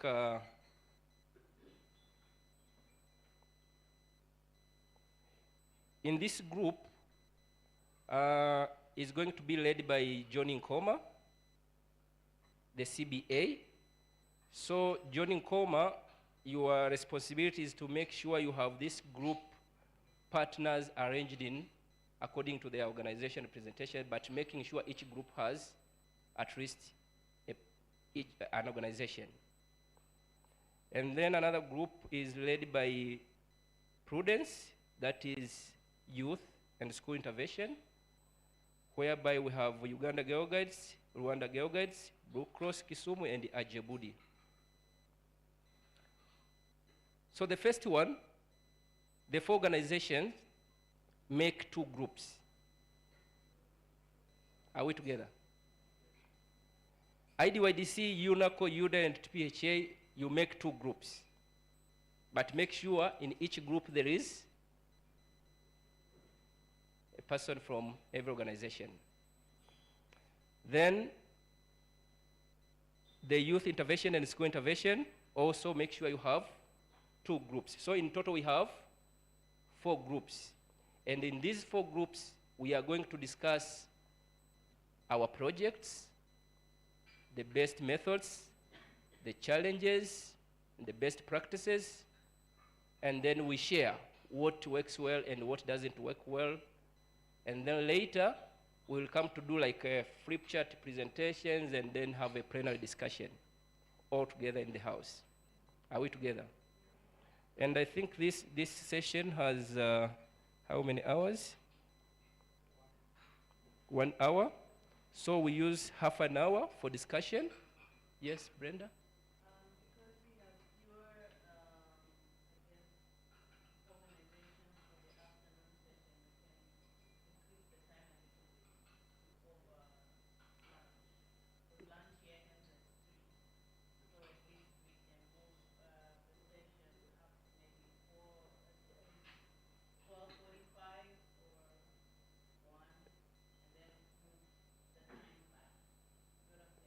So you are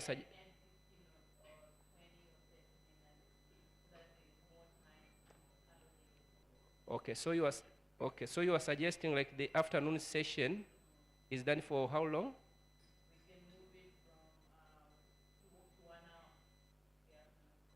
Okay. Okay. Cool. So we will have half an hour discussion in our groups, and then we come here for a plenary discussion and some flip chart presentation. Is it clear to everyone? So Prudence, please lead the youth and school intervention group, and in Coma, lead the community-based approach group. You make sure you have 2 groups in Coma, and Prudence, you have 2 groups. Then they sit together, they discuss their program, their projects, their methods that they use, best practices, challenges, and what do you think you really want to tell your colleagues? Yeah. Best wishes.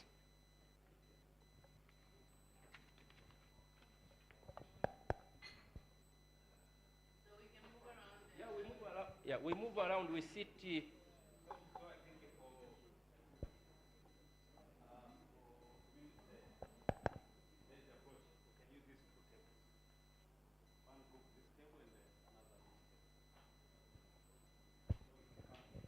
So UNACO, UDEL, TPHA, IDYDC. You are going to group yourselves into 2 groups, and you use 2 tables according to Coma. But also you are free if you think there is somewhere you can sit around, maybe the corridor, you need to get some more oxygen, fresh air from outside, that's also fine with you. It's fine. We are going to form 2 groups. Yes.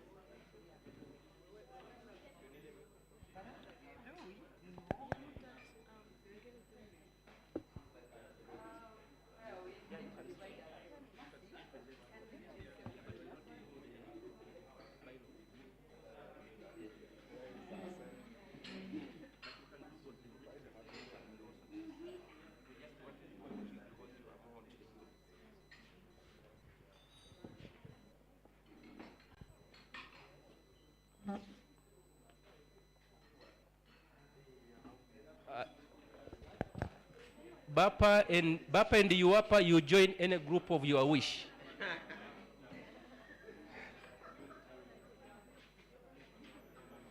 So Bapa and UAPA.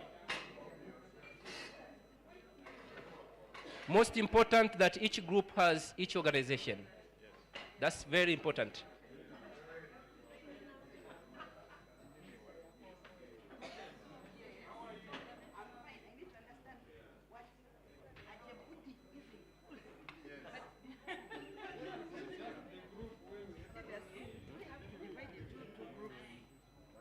I thought you were many, because 4 organizations, 3, each, you are almost more than 12. It's a big group.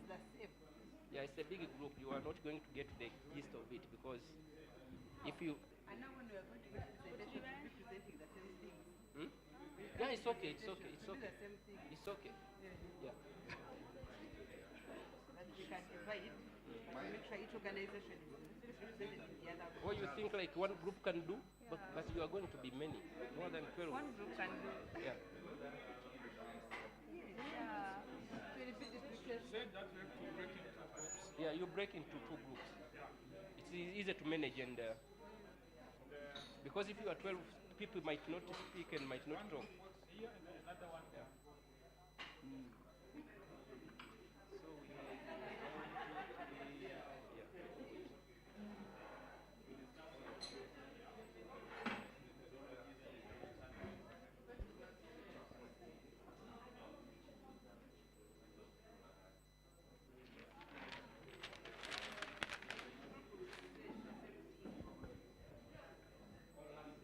If you need a piece of flip chart, you will come and pick one from here.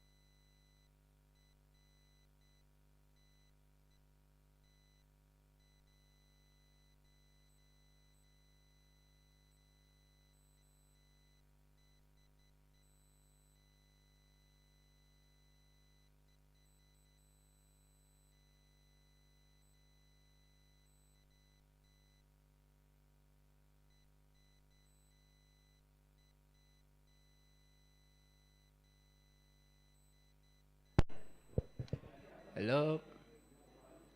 Hello? Hello?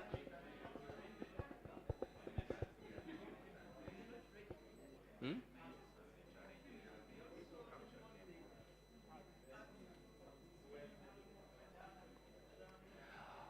Okay, I think we should be ending the discussions, and we need some more time for the plenary discussion, because now we are seated in groups. Then we need some 40 minutes on the floor to have feedback and the plenary discussion. Also, we will need some more minutes for question and answers. So I think we should assume what we have discussed is enough for now, and then we do a brief presentations, just a brief, and then we need some more time for a plenary discussion and question and answers, because we would like to hear and discuss here and ask questions, because I'm not quite sure whether we can be able to ask questions in groups, because we are concentrating much on presenting on what we do and how we do it.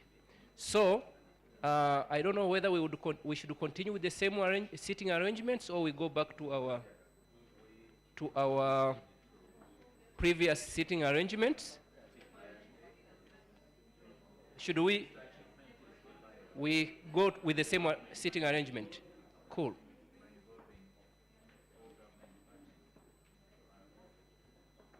So I think we are ready to do brief presentations on flip charts, and then later it will be followed by a general discussions, questions and answers. So who goes first? Which group goes first? We are continuing with our seating arrangements right now on the groups. Which group goes first? Okay. Just use 5 minutes. Each group is going to have 5 minutes, maximum 5 minutes presentation on a flip chart.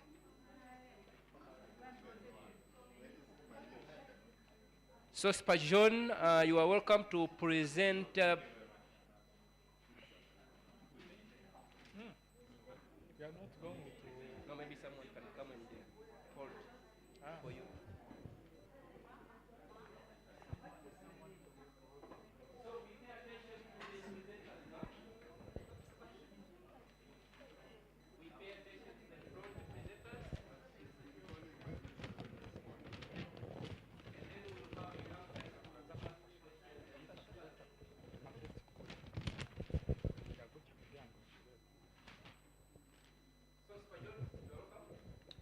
Thank you, Didas.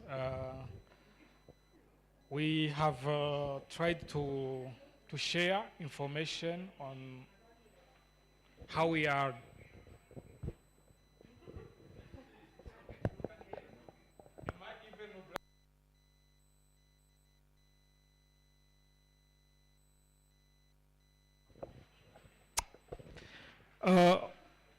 especially in Blue Cross. They have developed a manual on life skills that they are sharing to young people with whom they are working with. For instance, they are working with around, it's 5,000 or 500 young people. They have recruited the young people, 500 of them, and they are working with the groups they are targeting are especially children, youth, and families that are affected by alcohol. Then they have developed a manual on life skills, which they are sharing with these groups of people with whom they are working. They also pass through sports in order to interest young people, because they want to make it fun so that young people can easily adhere to the spaces they have developed. They are creating kind of spaces, safe spaces, what they call safe spaces, in which people who want to give up using alcohol can express themselves and can feel themselves brave so that they can overcome using alcohol. The other method is involving family in counseling, so that they can bring the families to give up using harmfully alcohol. Networking and advocacy, they are working on different levels of the country divisions, so that they can interact with the community leaders in advocacy for alcohol policing.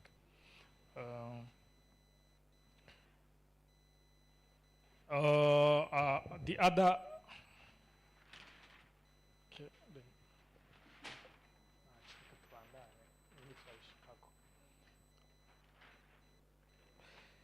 okay, on the best practices is youth privileging youth participation, involving stakeholders, and involving also local leaders, and developing these safe spaces, so that young people and communities can get brave to break up using alcohol.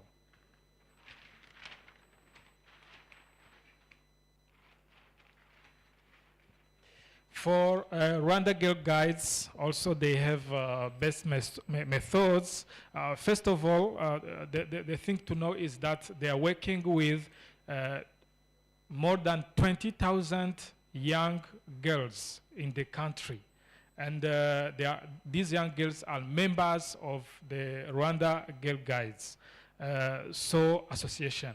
And the first procedure is involving these 20,000 young girls in a kind of movement on the guiding skills that the board is sharing to them.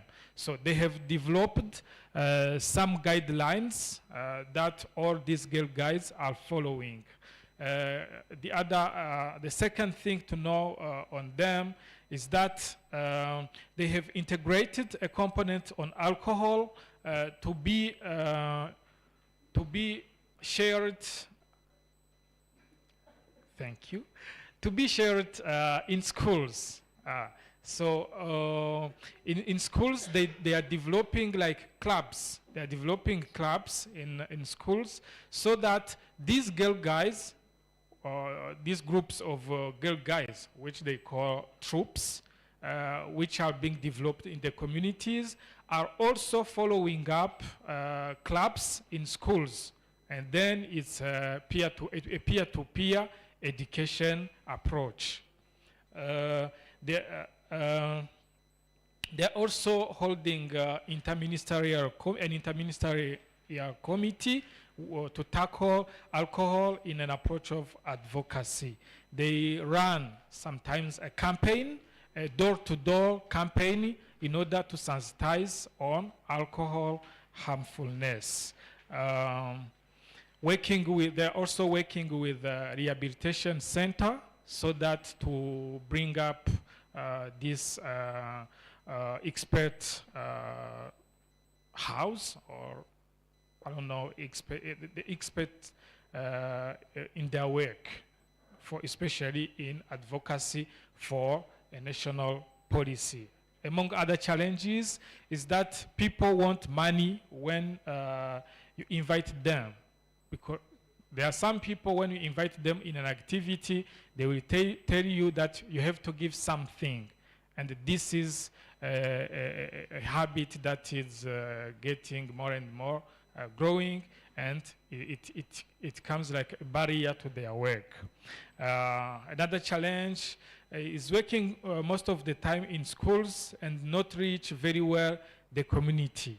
Working in the schools, this might limit working with the like families in the community. The best practices is especially bringing people around discussion, and this will prioritize the locally created solutions.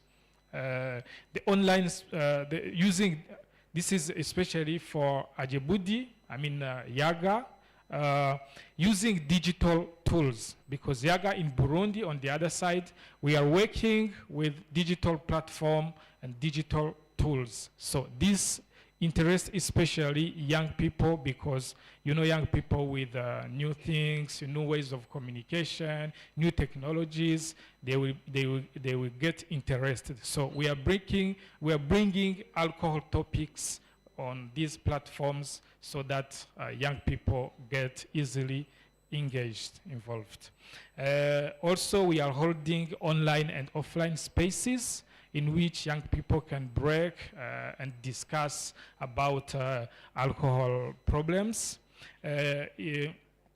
Involving youth and talents, this makes tackling alcohol problems a fun game, and then young people will engage easily, and then they get the right information so that they can keep learning about alcohol problems and then participate in fighting against alcohol harmfulness. So good prices is going digitally and giving a voice to young people and talents. Thank you.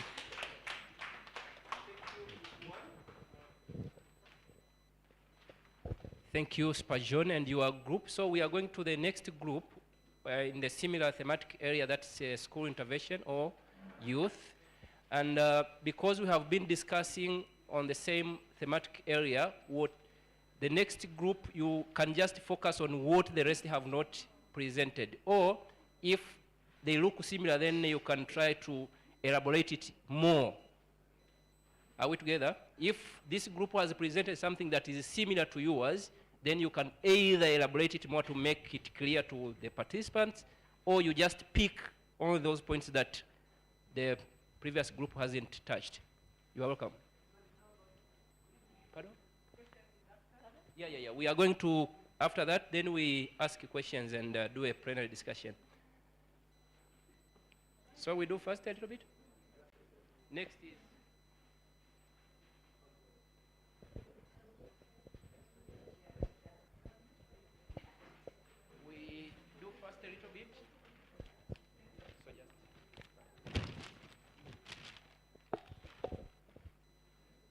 Thank you very much. In our group, we were discussing the same thing as this group, so we will only tackle what they have not said. First, in our group, one of the best methods that was shared is door-to-door campaigns, where they are going door-to-door, informing and sensitizing the families. Thank you. Sensitizing the families on the effects of alcohol harm. Then local leaders' engagement, I think, was tackled. We also have community engagement through different events, that is doing Omuganda events. That is done yearly.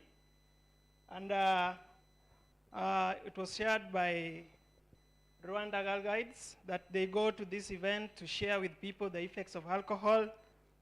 Then we also have family visits, where we visit families that are affected by alcohol, share with them, do family therapy sessions. School clubs was tackled. Then Ajebudi with online platforms where they share short videos of youth, young people sharing how alcohol has affected their lives. And this will inform others on the effects of alcohol. Life skills by Blue Cross was tackled.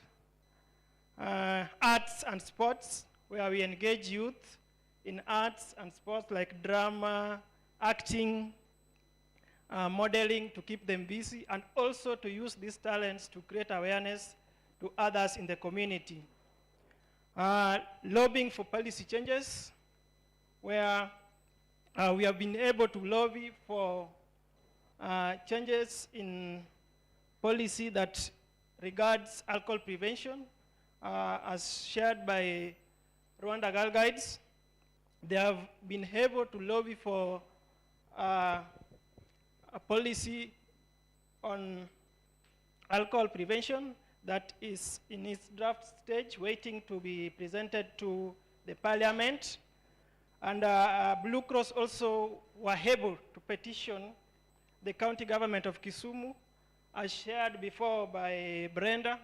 There we have the Kisumu County Alcoholic Drinks Control Act 2014, but it was not implemented fully. The money that was being realized from licensing was being used in development, but now we have been able to petition the County Assembly of Kisumu, and now they have created a separate account where the money is going, and the money is being used to organize awareness events and educating the public. The use of peer educators and peer leaders by UGGA and BCYCBO to come up with their own activities and create awareness in the community. We also have the formation of PLAT in the community, that is Prevention Leadership Action teams, that their role is to implement the bylaws that have been created by through UGGA. And they shared that out of the 4 sub-counties they are working in, 3 have alcohol prevention bylaws. Then we also have parent evening meetings where parents meet to share about issues affecting them, like alcohol, parenting, and so on. And we also realized that we go through certain challenges. One is competition from alcohol industry that has made our advocacy work very difficult. The other one is expectation from local leaders. Yeah.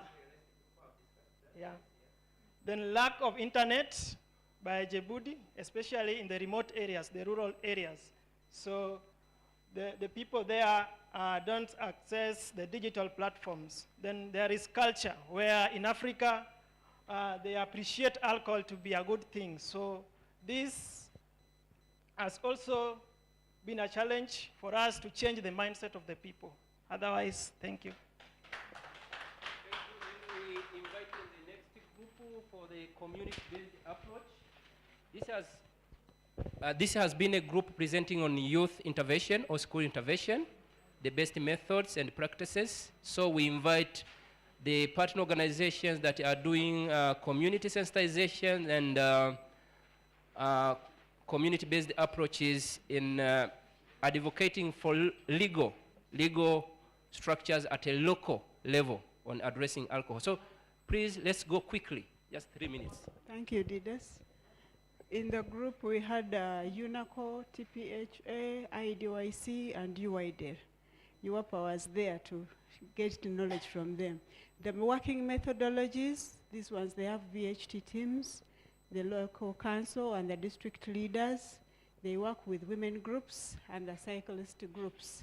For TPHA, they do the methodologies, awareness creation, lobbying decision makers, and capacity building. IDYC, they do education on alcohol harm. They meet the villagers with their leaders. Then they do self-generation of solutions to the problems they have in the community. For UIDEL, they use knowledge. Okay, they work on increasing knowledge on alcohol harm, evidence-based bylaws in the 6 sub-countries where they are working. What has worked? The VHTs are working well. The district leaders and the local leaders have been very instrumental. Documentation is good. For TPHA, they have 118 villages with local regulations. They do trainings in alternative livelihoods, joint support. Then they also use understanding of the community traditions because it's a big hindrance. And then there is reduced alcohol use. For IDYC, there is collaboration with government. There is training also, similar to the other group. And then forming of groups, especially for the women to attract funding. Then meeting with political leaders. This is for UIDL. They use sports, MDD, their community radio, interacting with the bar owners and the entertainment providers in the place. They also use the mobile truck and the community, the radio talk shows. The challenges, sometimes reaching the VHTs is not easy. There are also financial limitations. Some cannot attend the meetings. Then there was also the challenge of the traditions. Since alcohol is socially acceptable, there's lack of cooperation amongst the stakeholders. For BAPA, somewhere they were similar, but the challenges they have is the change in the leadership and the alcohol industry formulation. Thank you so much. VHT is the village health teams. These are the local healthy teams which are within the government existing structures. Yep. So the last group, and just 3 minutes. Two. Nice one. Hello. Yes, this is a presentation, another presentation from a similar group like the previous one. And I'll only mention the points that were not probably mentioned in the previous group. One of it is see some increased geographical coverage and reach for some of the partners that we discussed on the table, that we are covering fewer wards, now they are covering more wards and more geographical reach of villages where they're working. The other one is an issue of the ASA baselines, which we're helping us getting evidence-based data as far as implementation and interventions are concerned. There was also an issue of reduced absenteeism, staff absenteeism as a result of alcohol use, especially our partner of UNAC who was working in factories in Masindi and also Jinja, so they had some achievements there to talk about. We also talked about the continuous political engagement. So that has to be a continuous effort. It's not a one-off, but it has to be a continuous effort to be able to partner with the political leaders and work with them and be able to get the achievements at the end of the day. Creation of sub-county network committees to be able to further the information and knowledge. And they also, a partner talked about reduction in violence. They do the ASA, the baseline, so they'll be able to measure the impact of the program over time, so their percentage that they are giving will show reduction in violence in the community. And yeah, also training of NGOs and also CBOs in terms of furthering the knowledge and information when it comes to alcohol use prevention. So in challenges here quickly. So challenges quickly. Some of the challenges, one of the challenges, they mentioned COVID-19. The challenges, one, selling of alcohol at home. We saw challenges of selling of alcohol at home, the negative attitudes and perceptions of some local communities, given the cultural norms and values, and they feel that they need to continue drinking. The local traditional activities. There's also issue of transfer of government leaders in the communities that affects the momentum of advocacy and momentum of prevention activities in the communities. And also changes of information from the donor. Sometimes there have been changes and communication, and sometimes that also affects some delays in implementation. Now, some communities look at alcohol as a source of income, which is a challenge. Corruption during the enforcement of the bylaws in some communities. Also, overwhelming alcohol promotion and advertisement. So as we're talking about prevention, but also advertisement is also going on. So sometimes the audience may get mixed messages, which is not good. And also the bureaucracy in approving the bylaws. It takes a bit of time to get the bylaws approved because of the different stages and layers that you have to go through. So yeah, that's what we had for it. Thank you.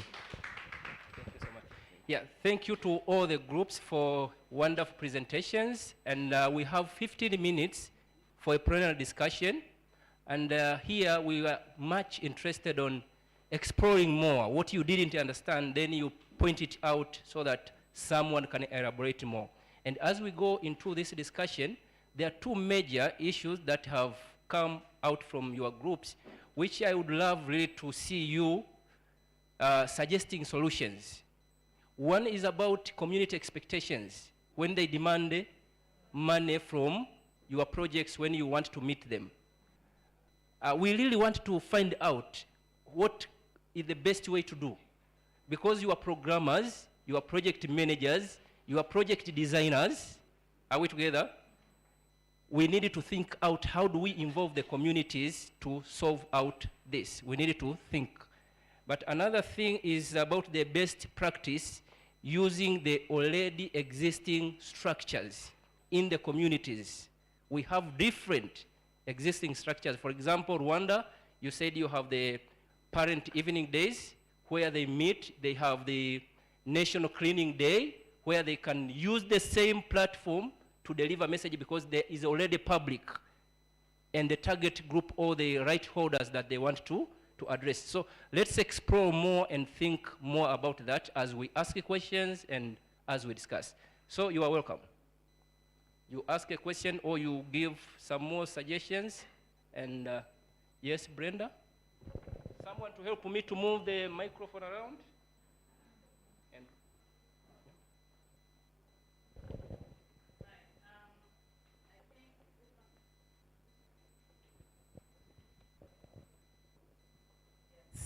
Can you hear me now? Yeah, I can even hear myself. All right. I think as far as the community is demanding money, there is something wrong that we're doing. Because, Johnny, you can remind me, in 2012, when we had IACA, you and Helena presented CBA method.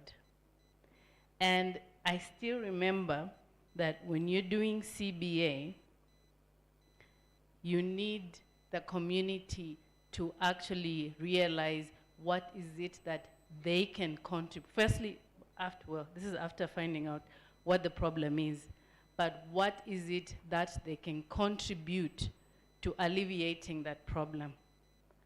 So I think now we're missing that step, and this is why communities start thinking that since it's a project that's coming to them, they have no ownership, really. So they think it's something that they have to be paid for to do. But if CBA is done the proper way, they actually realize this is the problem we have, and these are the resources we have to deal with it in this way. And then we need now help from outsiders to also take care of this and that.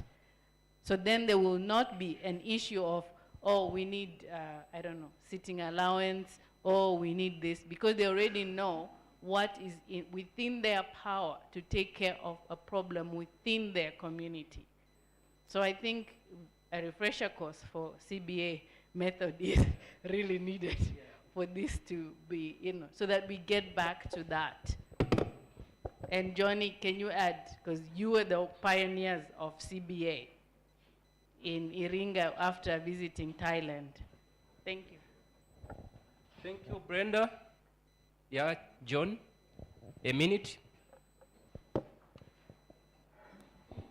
I think the big problem with the approach, we are going to the community. If you go to the community and they say, I have a project, so community will need money. But if you go with an approach that we are coming to solve the problem, you listen from them first. And that they will make them to feel that this is our problem and you can find a solution. So don't go there with the notion that I've come with a project. Almost villagers know that if there's a project, there's a money. So we have to change the approach. And then secondly, don't you as an organization to be like a source of identifying the problem. You have to lead them, not to be part of the identifying the problem. Just lead them and they can find solutions themselves. Thank you very much. Yes? So there is something we have done at RGGA, in the beginning, when we were inviting them, of course they were expecting something. I was actually telling them that when we were going on field in a car, so they were like, you came in cars, you should at least give us transport money.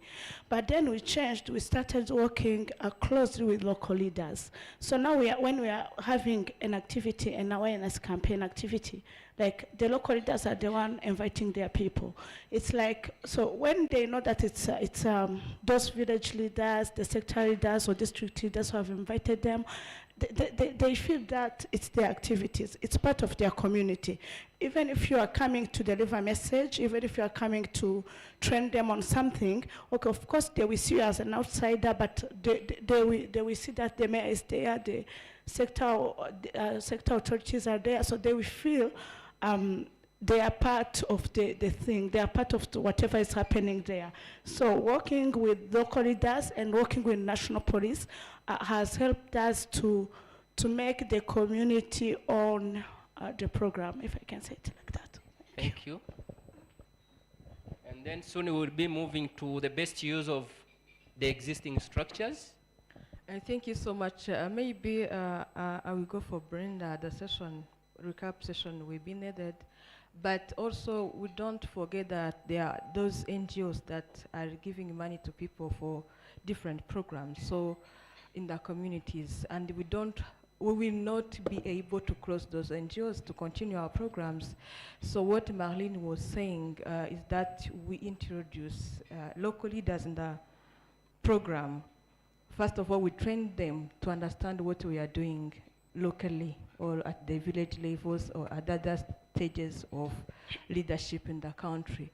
So we have to settle a strategy, because there are those NGO who will never stop working and who will never giving money to people to come to their program. That's a kind of maybe competition between civil societies organizations within the country. So we tried our best to involve local leaders, even for us as a young voluntary movement, to tell them that the problem is not money, but health, and to make them get that ownership of the issue and to make them understand that they have to do something. But really on the ground, it's somehow difficult because of those other NGOs who is giving a lot of money, It's in our country. I don't know if in other countries are also happening.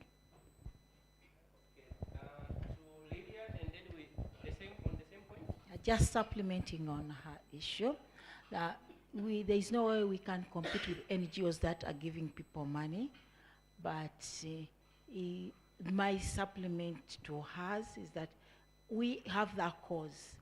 We have a health issue here. The communities and the people will obviously weigh what is good for them. If we had an NGO that's giving out money to get people to come to run its programs, scrutinize what are their programs. Are they really health related? Some of them are not really good for the people. But community leaders will always work with you if your program is good for their people. And our cause is good for the people. Let's engage them to work with us. Yeah. Thank Thank you you, so Lillian. In connection to using the existing structures, East Africa is one, and I have moved throughout all these countries and villages. We have the same local governances, where we have local leaders from the ground to the national level. And the community members are loyal and responsive to these leaders. They have already their existing platforms. When they call them, the government does not pay them money, isn't it? When there are community meetings, does the government pay? It doesn't, but they respond. So from the girl guys, what they are contributing here, like how do we engage these local leaders to invite their people, not me as leaders, because they will see me as a donor, I have come with money. They will be expecting. But from the onset of our projects, how do we involve them? What are their expectations? Because this is a win-win situation. How do we demonstrate what they are going to benefit at the end of the project, apart from cash or money basis. Okay, let's continue discussing on that. Some more ideas? I respect all other submissions, but I think, like Johnny advised us, the starting of the intervention also matters a lot. When we start with the leaders, you certainly have to entice them somehow by paying off their time, because they are responsible for other things. So UNACO's experience is we've, worked with the leaders, give them something. But when we teach the VHTs and the other groups how to go and interact in the homes, for example, we don't see them giving them money. You initiate them first. I mean, you teach them so that they go deeper in their villages where money issues don't arise. But if you have to gather these, few, leaders, you have to initiate them with some incentive. And that has been a culture which we cannot, get away with easily. But we've learned something. If there's anything new coming up, we shall start the other way around. But I want you to appreciate that the community does a lot of work without money. What we give is really little to the few identified leaders who go to, talk to their people. I had a feeling that some people believe that wherever we reach, including the families, there is money issue. No. The majority of the people we deal with are not given money. And I really want to appreciate the venture we have taken through the village health teams. They are doing a lot of work. And I would support any program related to health going through the VHTs. Thank you. Yeah, maybe something very important to clear here, when we speak of giving money, this is in inverted commas. Giving, money, paying. Of course, we say there is nothing for free. So let us not confuse about giving them money or not giving them money, because if you have a program in the village, you are mobilizing an event, people need to move from one point to another to mobilize people, there will be resources to be spent. That is not giving them money, isn't it? That is not giving them money, because if a chairperson of the village is to move from one sub-village to another, he needs some transport facilitation, that is not giving them money, that is a project, is facilitating the project. Do we understand that? Yes. Yeah, I don't know whether that is the demand that we are talking about from these people or some pocketing, because there is facilitating and pocketing someone. Are we together? And if it is pocketing, then we need to bring this to the discussion that, do the governments and these local leaders appreciate our contribution to their communities? Because these are their responsibilities. The government, every government responsibility is to solve community problems. And there comes the civil society to support, just to complement. So we are just like complementing. So before we complement, do we make them aware and appreciate that we are going just to support on what they already do? And then they will invite us and work together. So actually we need to come up with some more discussions, but also some new ways of engaging them. Yes, Mas? Okay. Yeah, Bernadette yeah. and then Masi. Yeah, I would like to add on those structures which we can take advantage on. So now BAPA is taking advantage of the weekly security meetings, which is being organized on municipalities. So now we go there on those weekly security meetings and give our message to the greatest number of administrators and at the lower cost. because we meet there on those meetings weekly.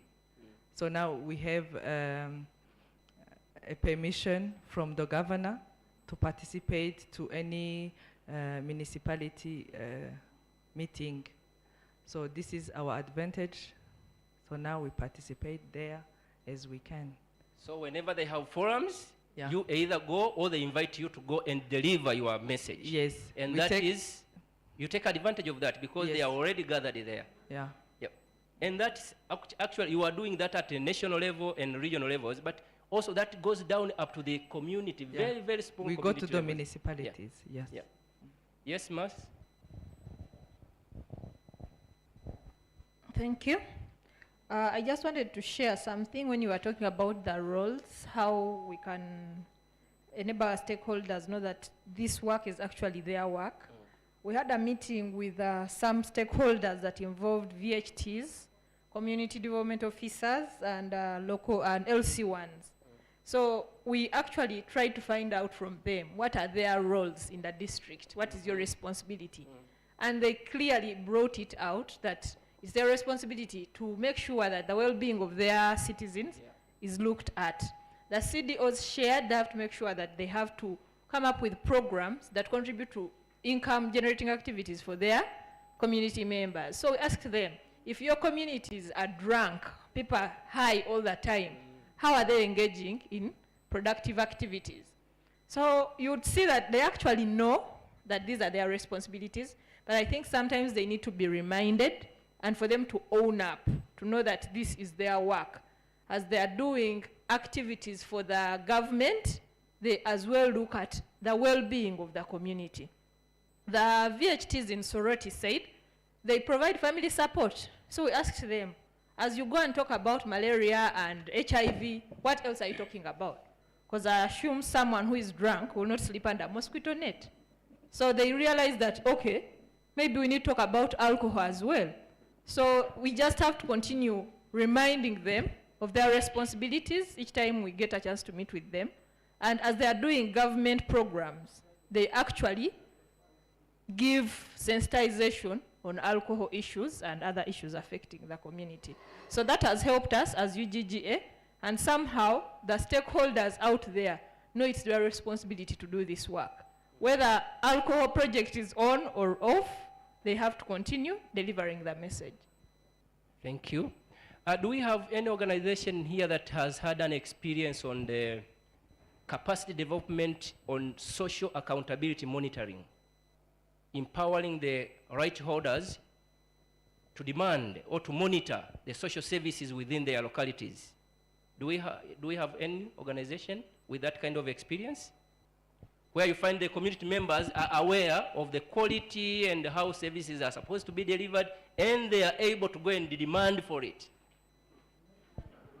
Social accountability monitoring, because this is the role of the public, to do social accountability monitoring, that these duty bearers must be accountable to the communities. Have we had some similar experiences? Some, yes, some. Social accountability monitoring, yes? Can someone talk a little bit about that? Yes. On behalf of Ajibudi, we have developed just some initiatives because I can say that this is a thematic that is getting more and more interesting in the civil society areas, like empowering communities in order to follow up and demand a kind of accountability, accountability to hold their leaders accountable. So we are developing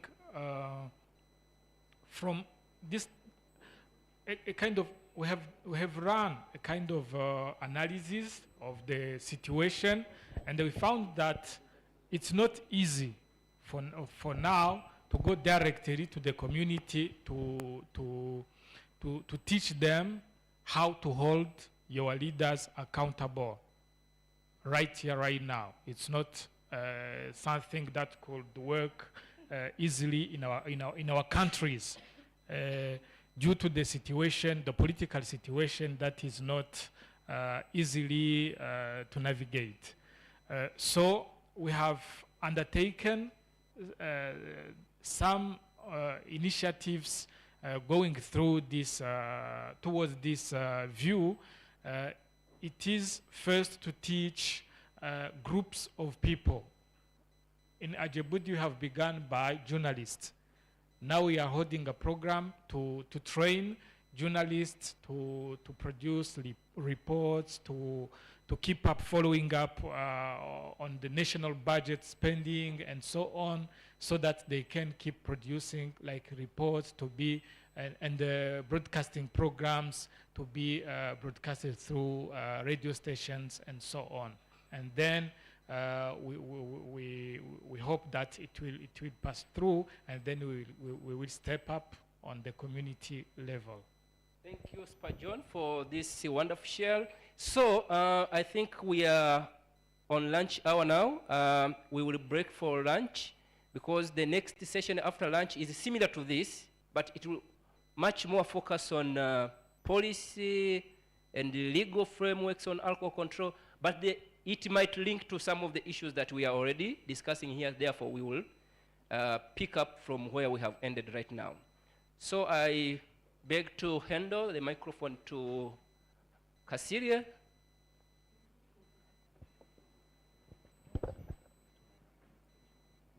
Thank you. Okay, congratulations to everybody. Can we clap for each one? Stand a bit and stretch, like the girl guides want to stretch a lot. Stretch. Bend behind, at your back. Bring the stomach in front if you have. Okay. Sit and we give you 2 announcements. Sit down. Normally here, if you are going to have lunch, you must have a meal card. A meal coupon. Otherwise, the gate man would say, so are the meal cards ready? Okay. Can you give them to Fatuma? Okay, Fatuma has the meal cards already. So Fatuma, can you stand up and they see you? Some of our visitors. Okay, the lady there, eh? Putting on blue. Okay, let's keep time, as it was suggested. Loz, anything? Anything to add? So, lunch is going to be served where? This side, this side. Here? Gibbs Restaurant. Okay. Good afternoon, team. My name is Paul. I'm your security manager here. First of all, you are welcome to Hotel Africana. And this is just to inform you, when you're moving, you can move with these light gadgets. Go with them. You return in peace. But the laptops, you can leave them around here. We are going to be in charge of this room. So I wish you the best and have a nice meal. Enjoy. Okay, thank you. So far, so good. No, we have not lost anything. Okay, so guys, get ready for lunch. See you exactly at 2:30. Please keep time.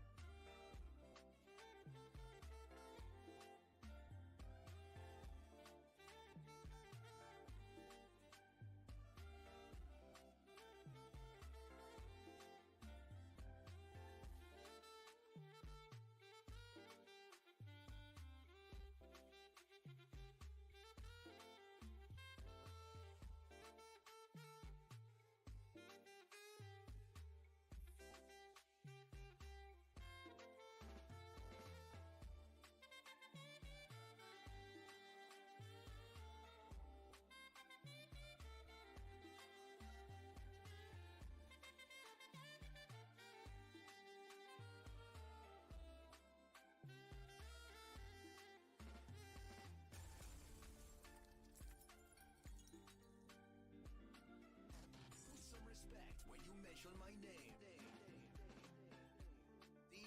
DJ Cypherly in the mix.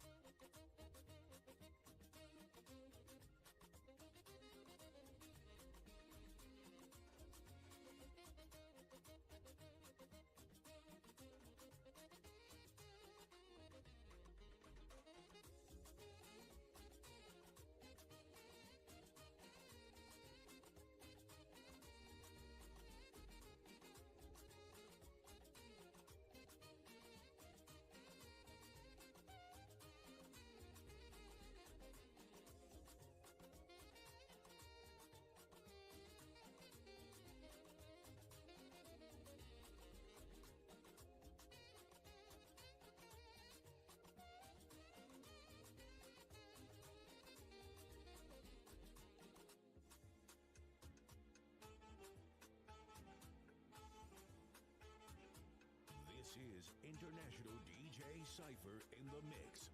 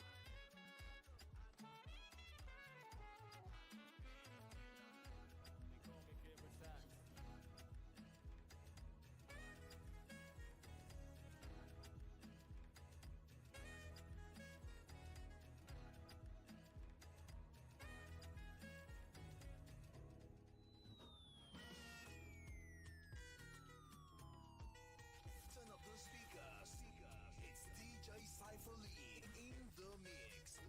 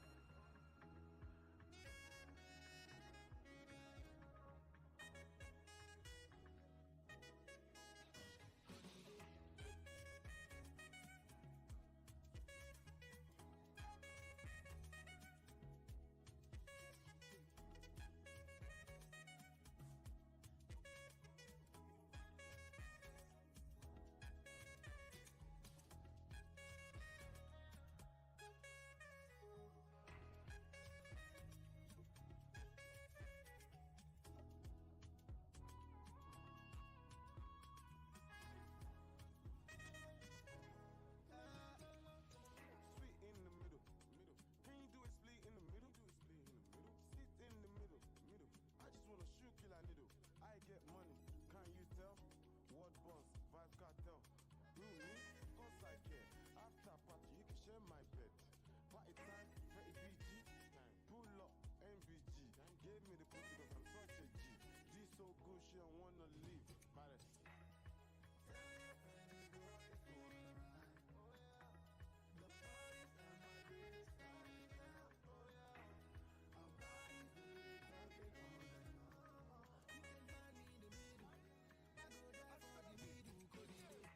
You know go keep pressing. Lale, you go learn lesson. When you give me a pair, oh I juicy gun. We mo dash wa yi mo tasty gun. Jacking Genesis, jacking penetrate. One look yummy, let me have it this. He said toki to do BTG like my butter baby, oh I like to. No, la one if you can work. You know shade yaka, tell me to la. I shall not to timba, tell me to shout. She was just to mo ye buy, look to me to come. When it goes to, if I want you, if I did tell me long, baby, oh what you come a classy on the get your level. Well, it's fair, this one I'm not telling you. I sit down me, do you know?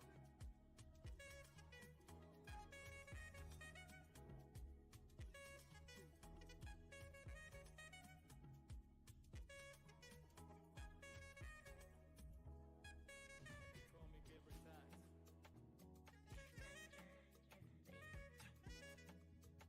We get it.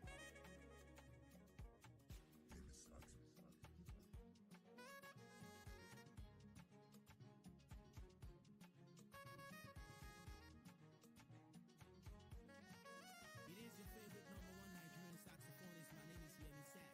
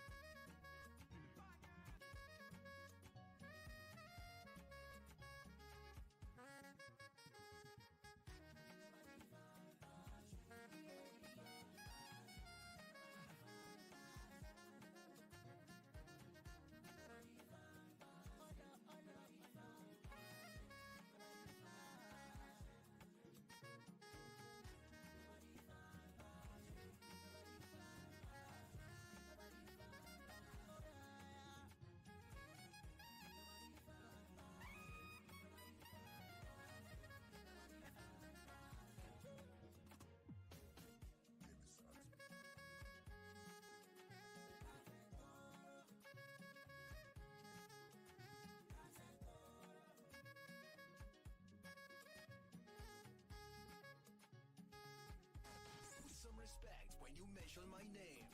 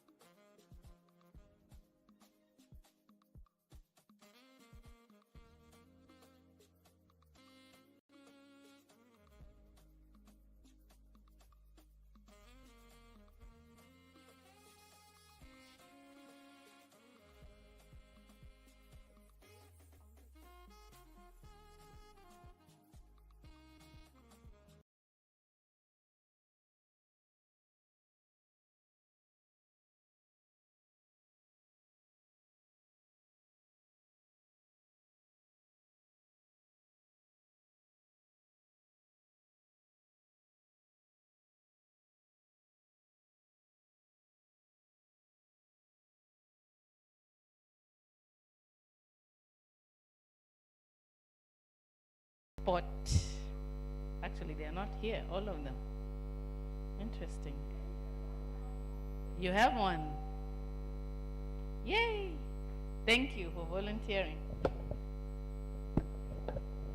Hello, everyone. Good afternoon. Yes, my name is Daphne Mary, and I'm where I work with Uganda Alcohol Policy Alliance, that is UAPA. Kindly stand up.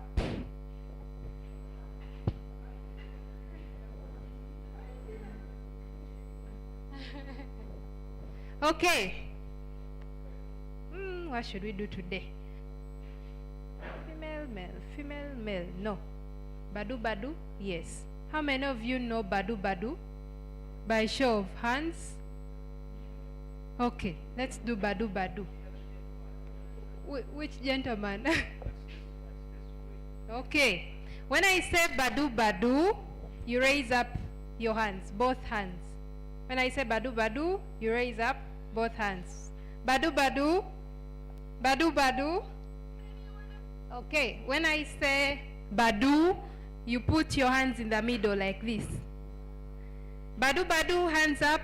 Badu in the middle, then Ba, down. Badu Badu.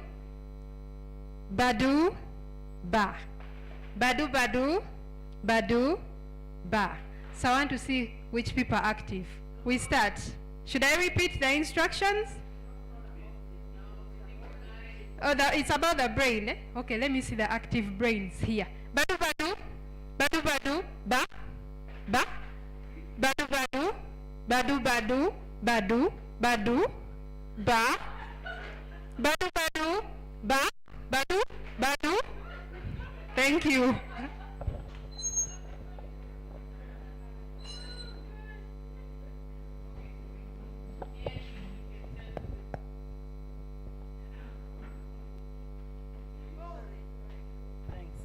We can clearly tell who's coordinated and not coordinated. I'm in the uncoordinated zone. So now in this afternoon, we're going to put you again into groups for the advocacy work. So let's see, we have BAPA, RGGA, UAPA, and who else? Who was working on advocacy? TPHA? BCYCBO, were you working on advocacy? Yeah, no, okay. So that's 4, so put yourselves into 2 groups then. And then we can start on your lessons learned, your methods, your challenges, and things like that. Because you have all used different methods to get to where you are right now. So there are those of you, especially from my beloved Tanzania, who would like to know what it is has made you be successful. Because right now, Tanzania is the only one that is really not in the sphere of policy yet. So please, can we go into the groups? Give you what? From now until 3? Is it? Yeah. To discuss, then after that we present. Is that okay? Yes? You be in the group wherever you want. They're just 2 groups. You pick, there are 2 groups, is what I'm saying, right? So you want to be in 4 groups.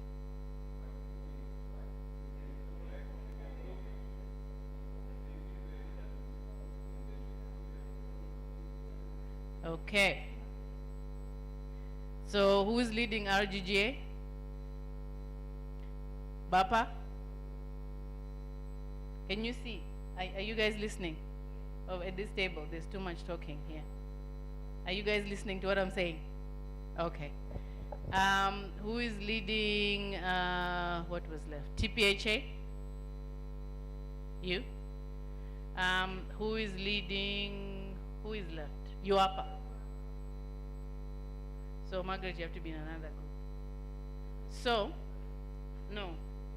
I think what the people want, and we'll do what the people want, is to have 4 different groups, right? Not 2. You want 2 groups or you want 4 groups? Speak up. 2 groups. Okay, fine. So you will have a person from each in one group. So don't be in a group with your policy association or whoever was working on policy. So if there's 2 of you, make sure one person is in another group, at least. Is that clear? Or are my instructions messed up? It's clear? Okay. So we can move into the groups right now. I would suggest you pick the tables, like here is TPHA, that's one group. Another TPHA maybe in that corner. Right? We separate completely. And then, so it's like now I have to assign you guys, because you're not assigning yourself. Nobody's getting up to go join a group. Yeah? So these are the 2 groups, on that table and this table. We said 2 groups, right? Okay, are my instructions not clear again? I asked, do you want 4 groups or you want 2 groups? And everybody said, well, those that responded said 2 groups. So 2 groups is fine. So 1 group is here, 1 group is there. You can put the tables together if you need more space.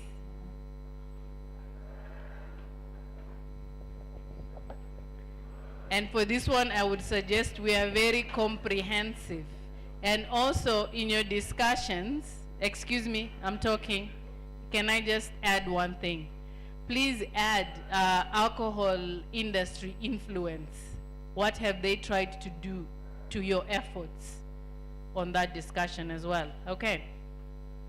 All right. So there's 2 groups. If you're not on this table, you should be at least on that table. Okay. Thank you very much.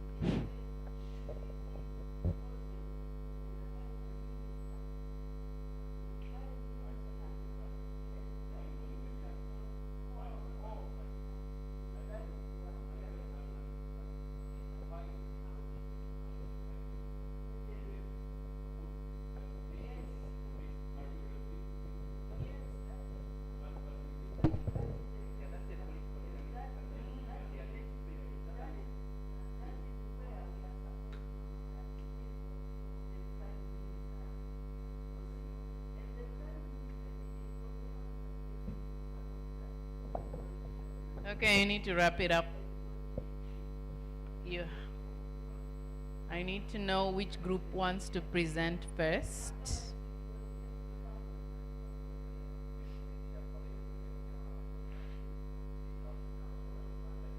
Jackson.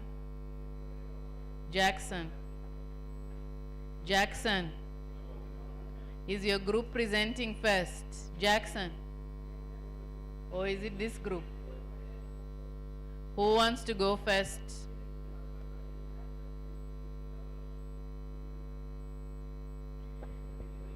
I guess we have more to discuss in this part than the first one. Too many challenges or processes? Which is it?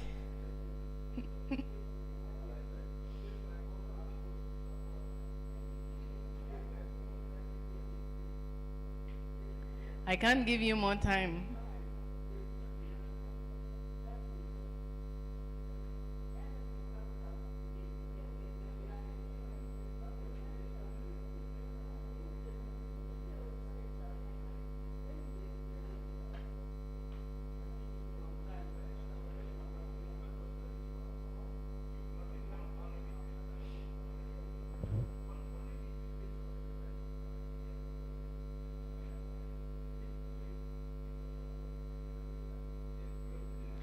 Didas, can you tell them to wrap it up so we can?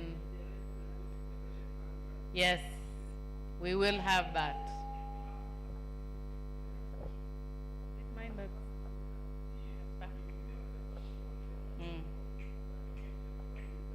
All right, who's presenting first? So I'll appoint this group. Who's presenting?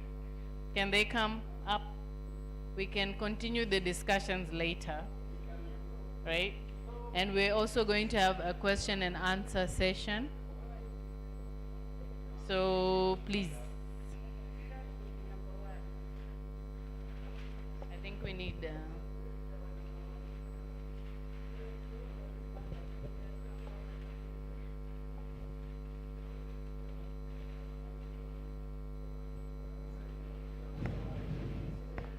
testing. Yeah, this one works.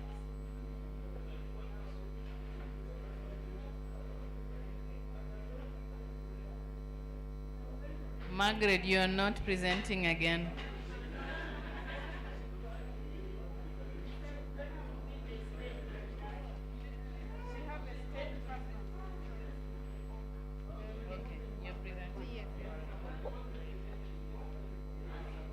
Okay, listen up.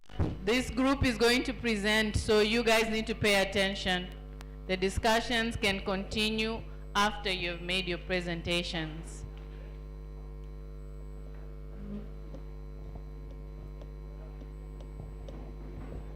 Okay, thank you so much.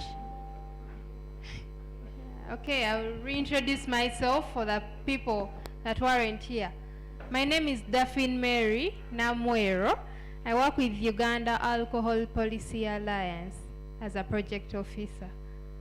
Okay, I was in group 1 and it was constituted of people from RGGA, THPA, UAPA, TANET, UGGA, yes, BAPA, and this is what we came this is what we came up with.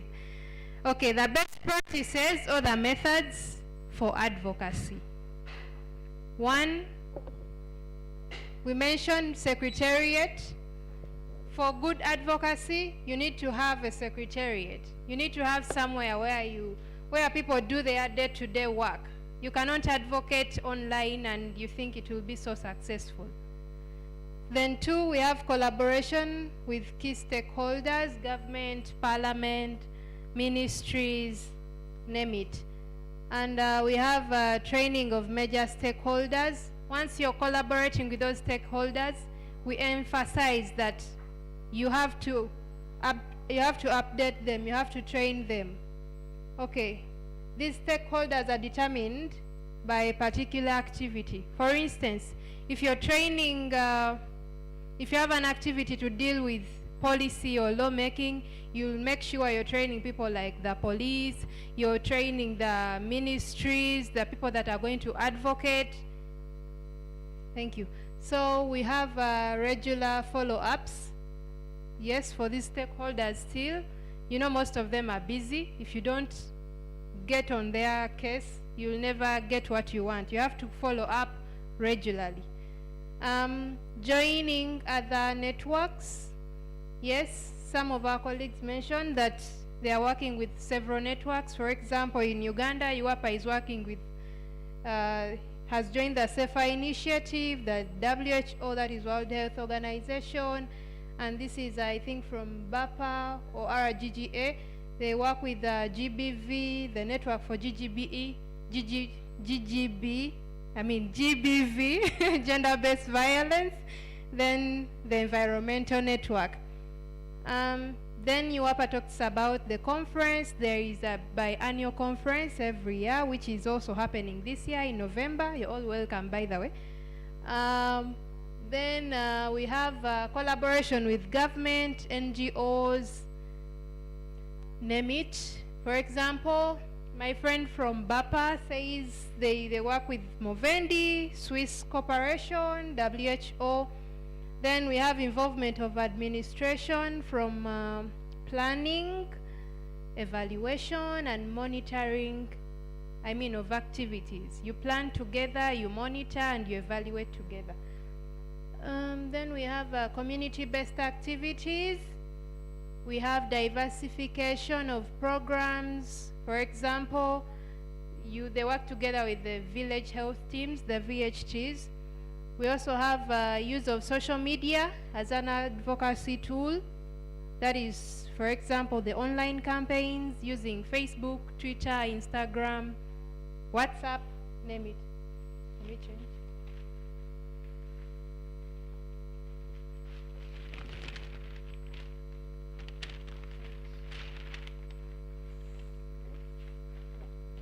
Okay, so this is per individual organization. We start with BAPA. There is a policy in place since 2006, but there is implementation. The implementation is still lacking. The struggle is now in securing the law. They are trying so hard to make sure there is a law for alcohol. We have TPHA. Implementation started with leadership. They are using a top-bottom approach whereby they involve the topmost, the leaders, before they get down to the community. Then we have initiation. Initiation into the program came from people familiar with the community. For instance, the people that are most conversant with the community are the people that are used to implement the program. So we go to TANET. TANET and UAPA, their things are a bit, yes, they're a bit the same. So they collaborate with government level first and its members to do the groundwork. For instance, UAPA, I'll talk on behalf of UAPA, it's an umbrella organization. So we do the national advocacy and we have members that do the grassroots level work. Then they involve the line ministries, for example, the Ministry of Health and the Parliament. So we go to RGGA. They appreciate the fact that alcohol and drugs are different. Then they invited government officials on ground. How much time do I have? Okay, they invited government officials on ground, and they had an interministerial committee integrated by the Ministry of Health.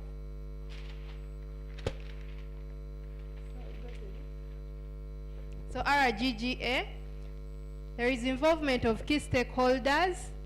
There is consultations from the leaders, the community, and they also have a policy draft in place, which is waiting for approval from Ministry of Health. Then it will be tabled in Parliament. When we go to UGGA, they involve grassroots level and leadership. Then they have worked on bylaws in sorority, That is a district in Uganda.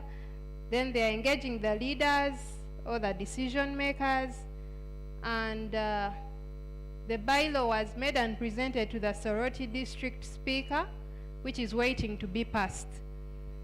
In summary, most of us are focusing on Ministry of Health, yet we have to focus on other ministries like Ministries of Finance, Agriculture, name them. Alcohol is everywhere, so we should focus everywhere. After policies, we need to do implementation. We need to find a strategy together.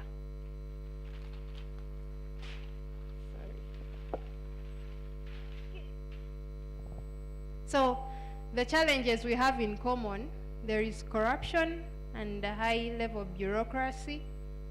Then we have the high taxes that the governments are getting from the alcohol industry. We all know this.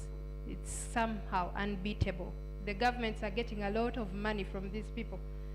There are conflicts of interest from members of influence. For example, you may meet I'm just giving an example. You may meet a prime minister today and he or she can assure you that they are going to work upon your issue. Then the next day you go back, they be like, we shall talk about that later. We shall talk about that later. That means there is something somewhere you're not seeing. Then we have influence from the alcohol industry. For example, in Uganda, the advertisement is very, very serious. For those that have been on media recently, I think you've seen the Nyege Nyege concert. Yes, there is that vivid advertisement. We still have to deal with that. Then we have change of office for influential people. For example, in Uganda, you may have somebody fronting your maybe policy or bill or what. Then in the next month, the next year, the constituents don't vote him or her in office again. So that means you have to start afresh. So we have the media, the influence of the media. You know the media is comprised of, that vigorous advertisement and, trendy things are comprised of the youth mostly. And the youth are so much into the alcohol industry, most of them. So we have the issue with culture. For example, in Eastern Uganda, drinking is so much okay. And when you come to talk about alcohol-related issues, yes, they listen, but there is that bit of the culture. So we have, this is somehow internal, we have the financial loss. For example, when we get money from our donors, sometimes we experience the exchange rate loss. The way forward, we should target influential persons to move our motive, like government officials, ambassadors, things like that. Then we need evidence-based data to back us up. If you go to somebody's office and you're trying to convince them of something without evidence, most cases it's hard to pass your issue through. Then alcohol is cross-cutting, not only in health, so we should target the Prime Minister. Yes, the fact that alcohol is not only in the Ministry of Health, it's not only in health-related issues, we should target, in case we are targeting those big people, we should target the Prime Minister. Then, by then they will contact the other ministers of agriculture, of water, land, name it. So, the other thing, the fact that we have a very big struggle, we need to seek for more funds. We realize that the alcohol industry is loaded, they are rich enough. So we need to seek right proposals, sit down, look for funds everywhere so that we can counter anything. Thank you so much. Thank you very much, Group 1. Just a correction, the Burundi Alcohol Policy Alliance got the alcohol policy in 2016, not 2006. And now Group 2. Thank you.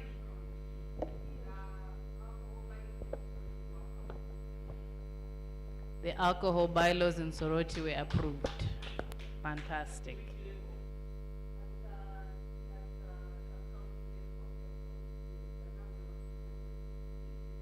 Okay, sub-county level. Group 2, I would suggest you pick those points that have not been mentioned. Shem and company. Okay, I am saying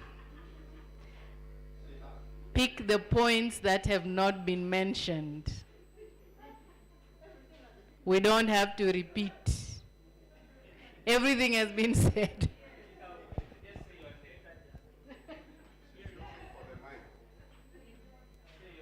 Everything has been mentioned apart from our names. Ish. Mercy.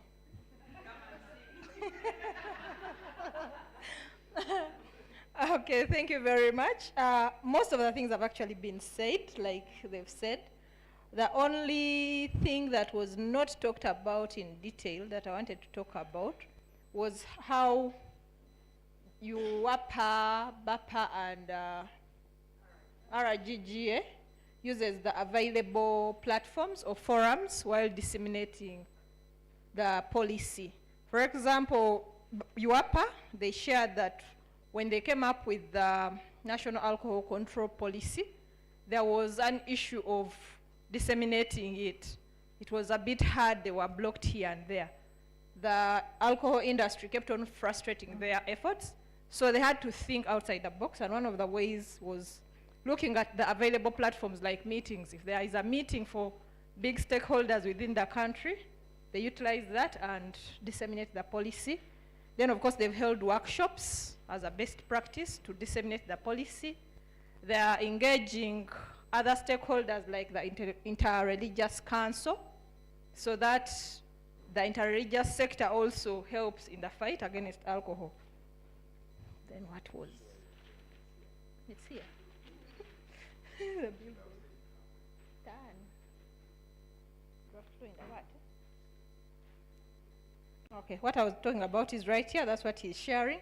Then, of course, we are engaging parliamentarians at personal level, one-on-one, so we engage them to make sure we keep talking about the policy.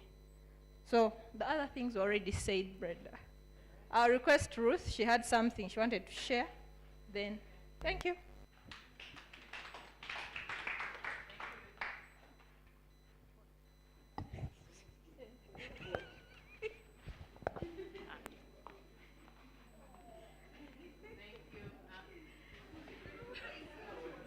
This.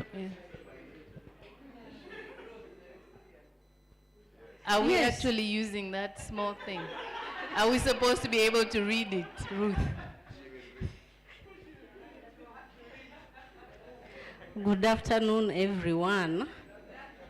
You know, Group 1 did us a disservice. You know, you read our minds. But briefly, let me take you through the process. We all know it hasn't been a bed of roses. We started from 2003. Then our policy drafting was halted till 2014 due to the influence from the alcohol industry. Then in 2017, the drafting was completed, and then 2018, it was evaluated by a technical team that comprised of the Makerere School of Health Sciences, I think, UAPA members, and then Ministry of Health. In 2019, the policy that I've been circulating was endorsed. Today, at 2 p.m., we are expecting one of the MPs to table the National Alcohol Control Bill. Pray for us that it passes through. And I'm also, you know, taking this opportunity to use this same platform, the Ugandans that are here, to support us. You know, let's join all the synergies to see that the bill is out. because, you know, it's not easy. We have a lot of interference from the industry. I understand the person that was supposed to table it is outside Uganda, but we are trying as much as possible to engage someone else to table it. Thank you. Ruth, before you go, can you just also tell us what the process has been for the legislation, for this bill? What has gone on? When did it start? What happened? We know something happened. And then how did it come to be tabled today? It started in 2003. Just like Mercy said, we benchmarked MPs. We've been able to engage MPs on a one-on-one basis. We've done several workshops. We've tried to empower them, you know, giving them knowledge about alcohol-related harm. Then we've also tried as much as possible to empower our members, organizational members, through capacity building. So when they go back to the communities, they make sure that they talk about alcohol. This is what we've done. Okay, there's usually a confusion between alcohol legislation and alcohol policy. So what I was asking about was the bill. Or did they both start in 2003, the policy and the bill that is being tabled today, or the processes were different? That's what I wanted us to distinguish, because that confusion is still there even amongst us. Okay, the policy started in 2003. It was completed in 2018. It was endorsed in 2019. So since 2019, we've been drafting the bill, which is being tabled today. Yeah. Thank you. Does anyone else want to talk about there? Oh, Peter has a question.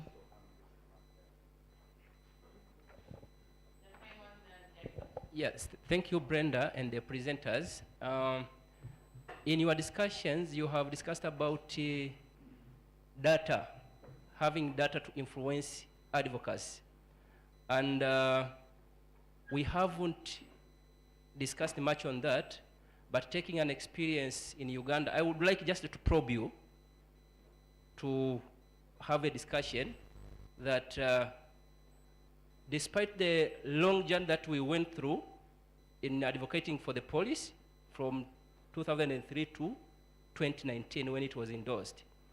But in 2017 and 2018, we had this kind of country status, alcohol country status reports here in Uganda, which was aggregating data on the alcohol harm in the country.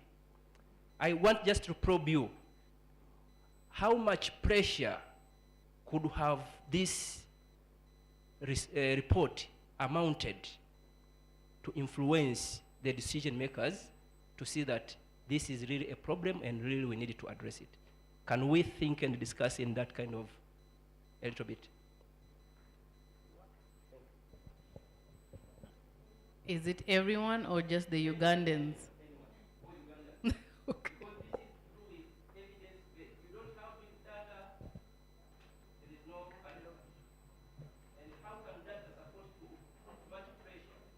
I think Jackson has an answer.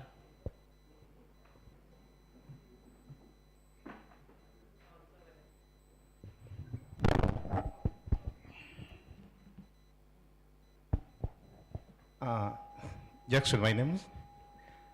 There is what you asked and Dr. Ruth tried to talk about and never came out properly. And even my neighbor here was now trying to ask you what is the difference between a policy and again they're talking about a bill. What is a bill? The policy that was signed by the cabinet is this one. And you begin from a policy, then you go to a bill. This policy talks about whatever here is also mentioned in the bill, but it's so brief. It talks about the law, but doesn't stipulate clearly about the penalties. Like if they find you drinking alcohol, early in the morning. This can say there's nobody will be allowed to sell alcohol in the morning or from 7 up maybe up to afternoon. But it doesn't talk about what if they get someone selling alcohol in between that hour, what happens. So it's which the bill talks about. That's what I want to add on. Thank you. Thank you, Jackson. So are we clear on what the bill or legislation is compared to a policy? Yeah. Now we need an answer to Didas. Yes, Margaret. So in regard to what Didas was asking, I remember 2018, we had our first alcohol control conference. And the Director General represented the minister. That's when we launched our alcohol status report, 2018 November 23rd. And lucky enough, I think using the evidence-based data, 2019, that's when the policy was taken to cabinet. So I think that supported the whole process. And we think maybe that triggered also the attention of the politicians and Yes, it did. Yes.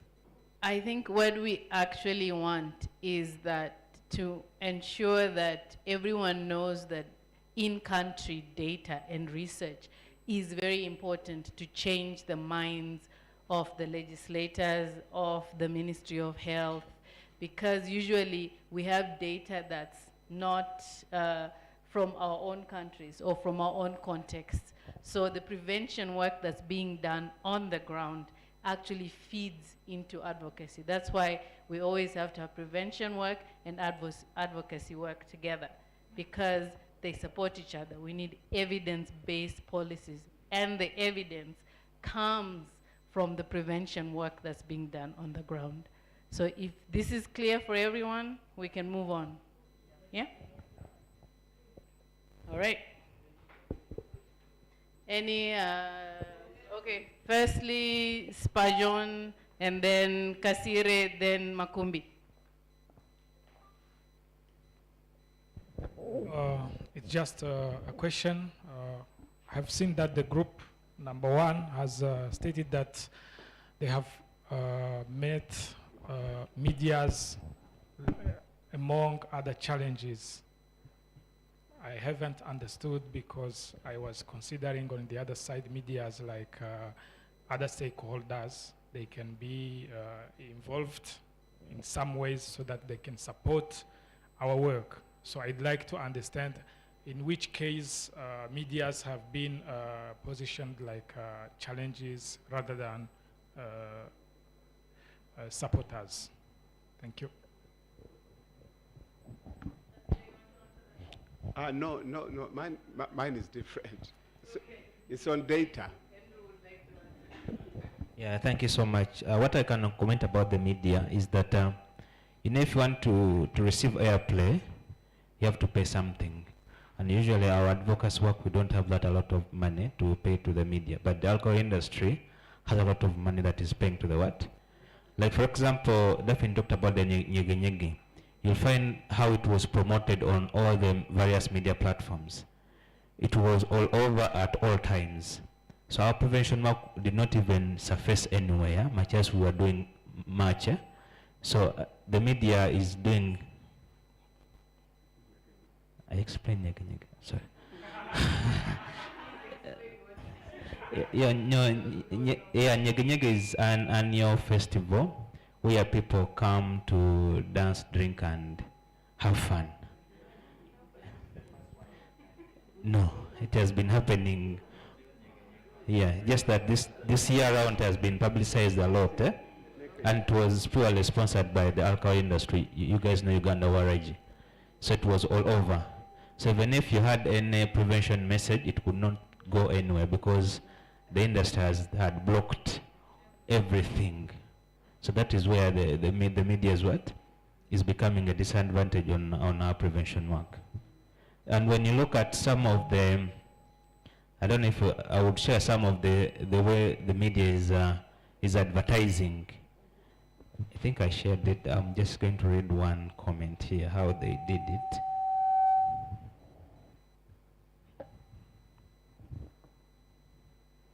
For example, it is Club, Club Pilsner, they said, sent airtime and they didn't call you, ka first aid keko. Like if you send your girlfriend airtime and she doesn't call you, that thing stresses you. So instead of doing anything, just take a club, you'll chill it off. That is your first aid. The other one, if the crush said no, ka first aid keko. You understand that kind of branding in the media. So you find that the prevention is nowhere because of this kind of advertisement.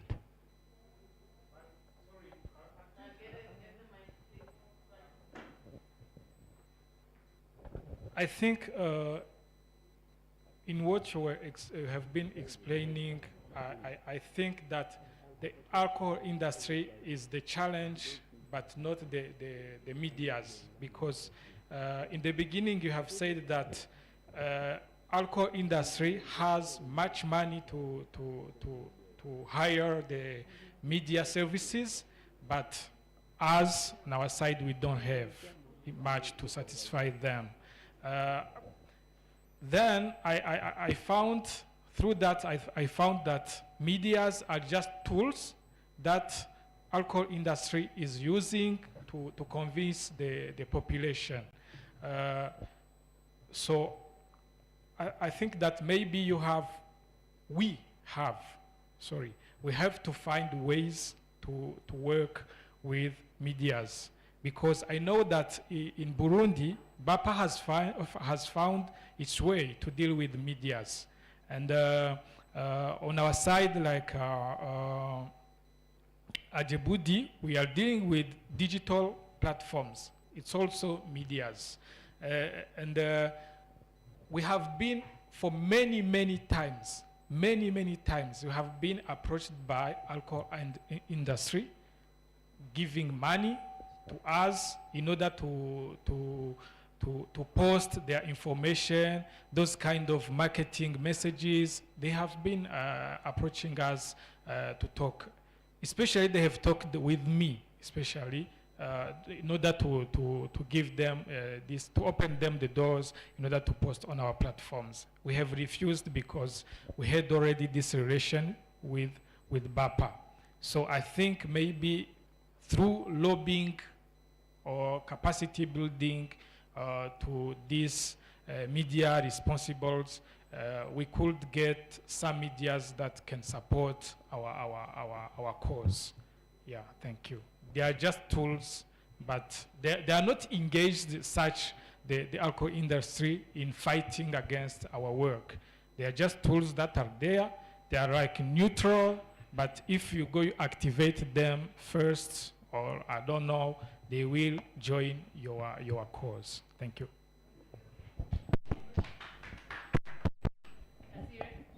Okay. To add to this, or you? No, not that one. Thank you, Spajan. But on data. Go ahead. I think data did not begin during the first annual conference. They needed to, UAPA needs to collect all that information and put in the database. However, referring to what Didas talked about, particularly if you want to do advocacy, you must have data, evidence-driven data. Like Brenda said, local scenario, local examples here, which you must capture over time. You don't go in the field and collect information. I think you have a duty, you people who are working in the alcohol prevention field, from time to time, to collect all the information, whether newspaper, radios, whatever, even incidents like incidents of alcohol poisoning, which is happening now in Kenya. In Kenya, you have a serious alcohol poisoning. Many people have died. but also we've had a similar experience. All that information is collected. And it's not only about alcohol poisoning. Look at gender-based violence issues. Look about taxation, the alcohol advertisement, promotions which are hidden in the moral cultural dances like nyege nyege and PR. And my question is that all these are members of IOGT-NTO. And Movendi, who is part of the same family, keeps, having a talk every Friday, virtual talk on alcohol. And they're sharing a lot of data. Some of the situations appear abroad, but they can be applied in our context here. For example, what we do in UDEL, what we have done in UDEL over time, and why we remain significant in the alcohol field is because we compile reports and data and share and disseminate. Sometimes there are small reports around issues of young people, but they have a very big impact. And we put them on website, on Google. When you Google, they will show up. And actually they will show you. There's a time when we picked all these alcohol in Kampala, we tested them, and we were able to prove that actually the alcohol we have in our city is very dangerous and poisonous. It had a lot of high amount of ethanol. And we did not have to elaborate and say so much. The figures were there, speaking for themselves. Again, we are also doing the first alcohol conference, which was organized by UAPA here. I had a session on taxation. And I was arguing that our taxation is very low, poor, and we are collecting a lot. After this meeting, I received 4 calls from researchers from Parliament and Uganda Revenue Authority. They wanted to study because nobody had ever bothered to dig down and show that actually we are getting less money out of alcohol. Despite that, we are #1 in terms of drinking in Africa. We drink more. We are #1, but they are collecting less. Countries like Tanzania, countries like Kenya, which are drinking less, but they collect more tax. So the question is how is our pricing? How are they? And yet, even as we are not benefiting, we still cry, we don't have money. And yet they are collecting a lot of money from alcohol. And we have not been able to argue and say, how can we use this? And these are information you can get either from your country sources or from other sources. I want to encourage all of you, all of us, to be part of that Movendi Alcohol Talk, which is every Friday at 10, Kampala, 9, Burundi, and Kigali. But listen, you are going to get a lot of information. People are sharing latest information and how you can apply. You remember when Safer Mission visited here and WHO, they were looking for data. They were not looking for you. They say, okay, you have been doing this, but sure, what can we carry along so that we are able to present a case study? I think data also comes as a skill of documentation. How do we document? I think we need, for example, what is happening in Soroti from the Galo guys, I'll be happy. Even if I don't call you, if I Google, I should be able to see that report on what you have done, on what is happening, and be able to share. Unless we share, like, okay, for example, now, Dr. Lucy has said they are going to present in Parliament, which is good. Now, the next few days, they'll be Googling. They'll be going to say, okay, in Uganda, what is the situation? Actually, many countries will Google us because they are going to put it on the international media and Uganda is coming up with something. But if information is not there about alcohol, what can you say? If we cannot even tell how many people are being treated in the National Mental Hospital, if we cannot tell how many road accidents and drink driving cases are there, if we cannot tell how many schools have been banned because young people were drunk and alcohol, so I think let's do something serious, post it, share it. Of course, we will share more if time comes on what really we can do. We don't need to write academic reports, but something which shows that you have seen a problem. It can even be a case study. But if you don't share it, you keep it with you, it will die. Share the thing, correct, compile, and share. Madam Brenda. Thank you, Kasire. And as usual, you bring us to a very important point that we need some sort of a center for this research within not just East Africa, but in Africa as a whole. We already have, what, 54 countries? But we do not have any organization or any place that we can say, here's where we go to get data on alcohol use in South Sudan, in South Africa, in, I don't know, Namibia, in Egypt. We don't have that. So, yes, we need money, I know, Kasire.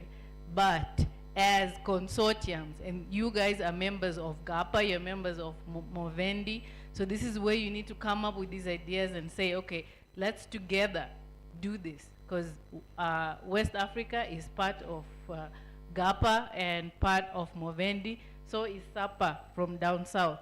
So why aren't we working together as an African continent to address this?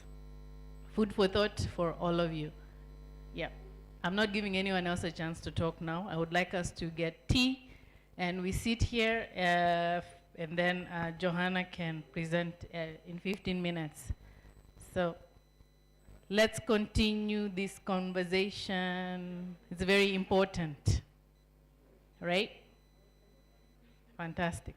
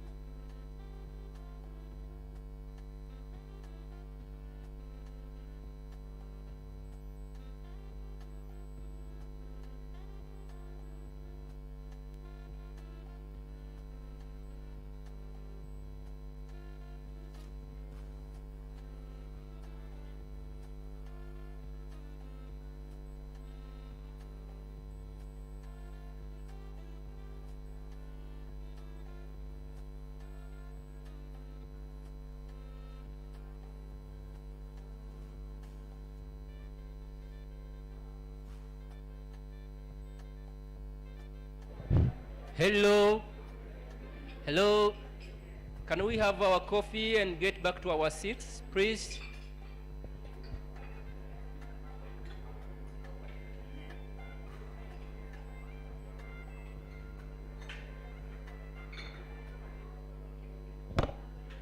Ladies and gentlemen,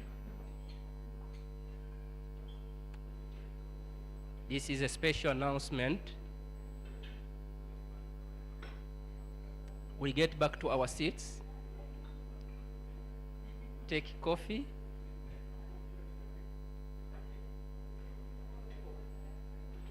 Mama Chigacho.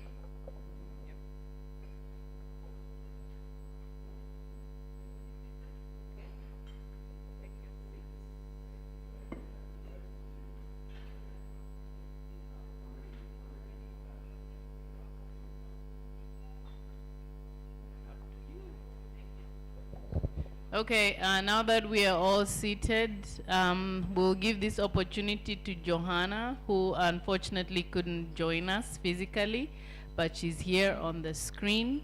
She will introduce herself to all of you, and then she has some few words for us. Johanna, you're up.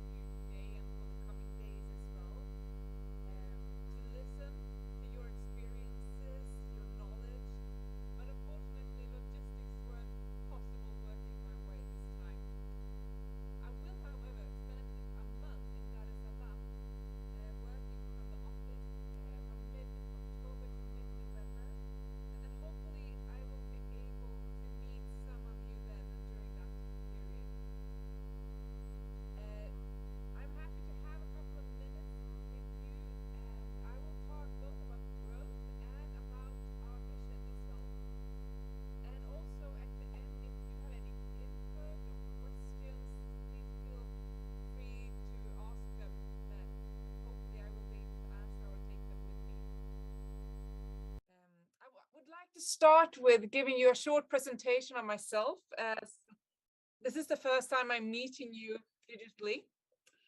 I have studies in financial management, and I also have a degree in theology. So that's my background, and I spent a lot of years working within the civil society, both in Sweden and in Central and Southern Africa. And I started working with the IOGT-NTO movement in the beginning of this year, after being with another organization, another NGO named Interact. It's both an organization and a church, for about 13 years. And my passion is to get people and context into a function. And I am so grateful for this opportunity to work with the IOGT-NTO movement and all of you as our partners as well. Participating in a partner meeting as you are doing and networking with other organizations that are as much dedicated in the questions regarding drugs and alcohol prevention is valuable for all parties. For us as the IOGT-NTO movement, it is valuable to listen to your stories, your experiences, your lessons learned as we grow together with you. And I've been listening in on your sharing and learning session now, and it's been really interesting for me as well, as I am quite new into the organization, to really get to know the situations that you've been in. Growth for me is a word that I often associate with a picture of a big tree. You know, like picture the big and beautiful jacaranda trees that you can find that decorates like South Africa, where I used to live, and some other parts of Africa as well. These majestic trees with colorful flowers. And the branches of the tree, they are wide, they are long, they're stretching and reaching for the sun. At the same time as they are forming like almost an umbrella shape, where you can, which gives shadow and gives safety from the sun.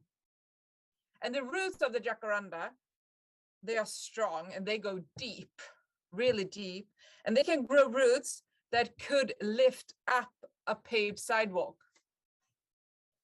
And this is growth for me, having deep roots and wide branches. So we need to be rooted in our organization's vision, our mission, our why, our raison d'être. So we at the same time can grow our branches wide, reaching more people and context with our important work. So deep roots and wide branches. I know that each of your organizations, you have a vision that complements the vision of IOGT-NTO movement. Our vision states a democratic world that is characterized by solidarity and equality, where alcohol and other drugs do not hinder people's welfare, freedom, and security. And I find three beautiful words within this vision when I've been repeating it and studying it when I started working. It's solidarity, and it's equality, and it's freedom. So if we start with solidarity, in many societies today, the focus have more and more shifted to me, myself, and I. In the Western world, you first think first and foremost of yourself, what you feel like doing, not what would be always the right thing for the person next to you and for the greater good. What if everyone just took a step back and made their next decision be for the person sitting next to you in the bus, or your colleague, or the neighbor? What would be the consequences of those decisions if you think in solidarity and not on yourself? Second word is equality, which is also part of our vision. The opposite of equality is injustice, something that isn't fair, because that is what it is. To not be treated equal is unjust. The former Associate Justice of the Supreme Court of the United States, Ruth Bader Ginsburg, Maybe some of you know of her. She passed away 2 or 3 years ago. She once described our time with equality and the way towards to obtaining equality as this: we live in an age in which the fundamental principles to which we subscribe, liberty, equality, and justice for all, are encountering extraordinary challenges. But it is also an age in which we can join hands with others who hold to those principles and face similar challenges. For me, that's very wise said. And it is therefore crucial to join hands with each other, that the IOGT-NTO movement join hands with each one of your organizations to strive and work towards more equal societies. The third word is freedom. As I mentioned earlier, I used to live in South Africa for 4 years, in the northeast part of the country in the state of Mpumalanga. And the great leader of this country, Nelson Mandela, he said once, after being imprisoned for over 26 years, he said, "For to be free is not merely to cast off one's chains, but to live in a way that respects and enhances the freedom of others." So when someone is free, not a captive by addiction itself or victimized of a drinking father or drinking husband, etc. When someone is free to make their own decisions, their own choice in life, it can do wonders. And mountains can be climbed. And as Mandela said, freedom leads to solidarity and equality. One reason for why I accepted the mission of leading IOGT-NTO movement into this next chapter is that I see the reason for our existence. When I used to work with partners in Central African Republic, and we supported a project that was focusing on men's violence against women. The project's main focus was to support the women as well as the children that were being beaten, harassed, and the project focused on the consequences, but not on the cause: the use of alcohol and drugs. I sometimes felt when working with this that I was just helping to put a band-aid on a sinking ship, a leaking boat. And that was sinking. But now, when working together with a team in Tanzania and Thailand and Sweden with the IOGT-NTO movement, I feel that I'm actually being a part of repairing that hole in the boat, not just putting band-aid on it. So I would like to thank you, each one of you, for the cooperation in making this vision of IOGT-NTO movement not merely a dream, but slowly, step by step, a reality in the world. Another thing that I am proud of is the evaluation that was carried out in April, May this year by the external consultants, HOTS and HOTS, that noted the amazing work you are doing. And I'm hoping that each one of you are really proud of this. The evaluators found that the results such as alcohol policies and legislation in a majority of local communities where partners are active, and in several cases on national levels, constitute important and sustainable results. And they also noted there are large positive changes associated with the empowerment of women, youth, and children. This you, of course, already knew since you're working with it, but it's always good to have an external view saying, actually just emphasizing that. They mentioned that there are innumerable examples of both individual and community-wide changes that have arisen from the program. And they highlighted in the report, they highlighted the partners in East Africa that are focusing on gender justice. They mentioned that it's an important part of reducing alcohol harm is to address the situation for women and girls, which most partners do. And then they also said that there are numerous results wherein gender-based violence and sexual abuse have decreased, as well as where women have been empowered. Leading the team and the work of IOGT-NTO movement in East Africa is our regional director, Brenda. And I would like to take this opportunity as well to say thank you, Brenda. Thank you to you, and thank you to your whole team for the work you are doing supporting the vision of IOGT-NTO movement in East Africa. We should give them an applaud if you join me.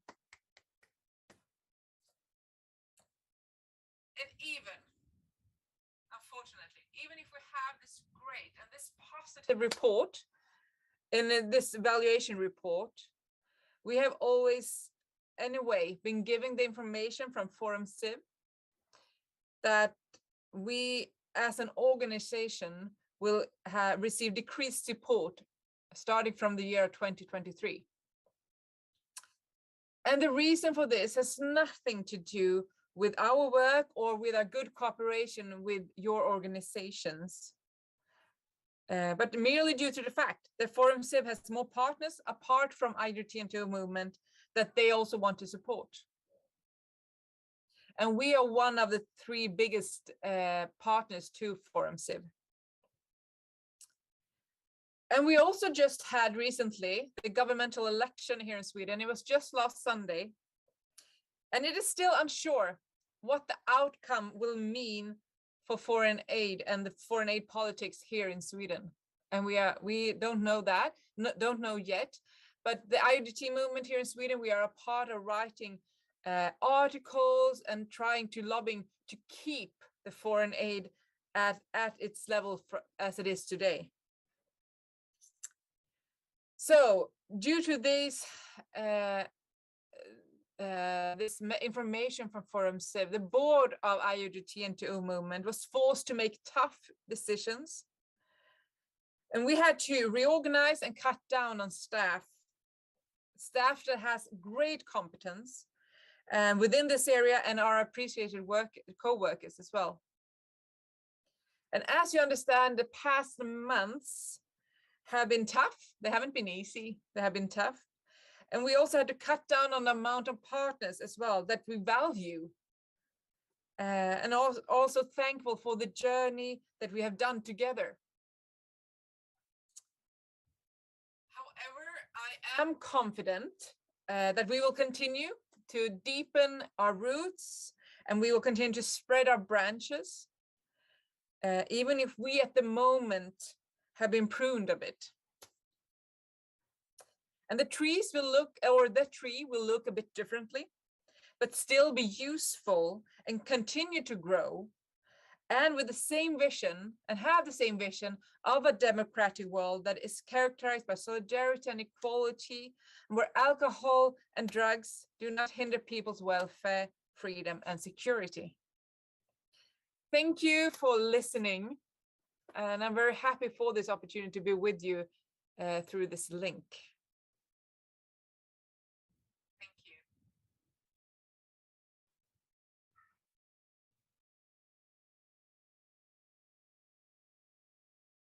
I heard it clapping as well.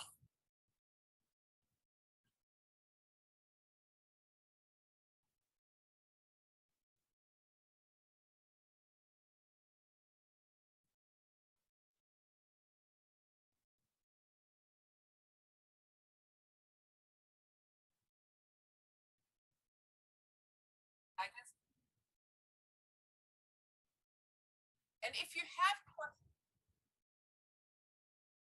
I can just say that if you come up with, like, think of a question later, then my email address is on our website, and Brenda or Didas, they can give it to you as well. So yeah, just feel free to also just send an email if you want to reach out.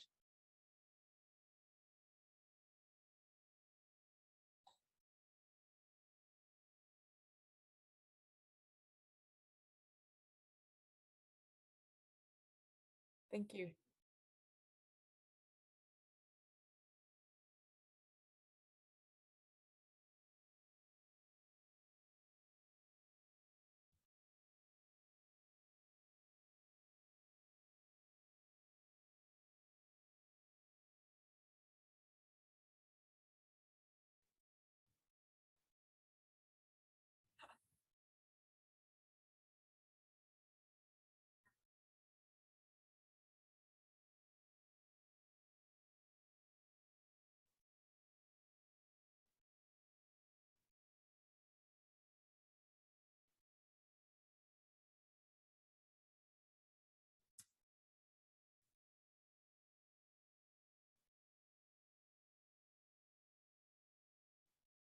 We have this travel schedule is already fixed. I hear that. I can just do a tour and just go around. Sounds perfect. Thank you so much.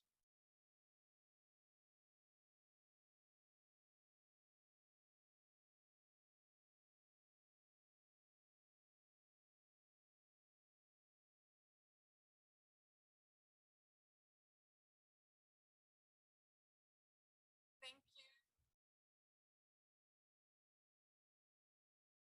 Thank you so much. I really wish you good and fruitful discussions as well. What I've been listening in on, I mean, you have so much experience and so much knowledge that I'm really thankful that I was able to listen in on. Thank you so much and take care.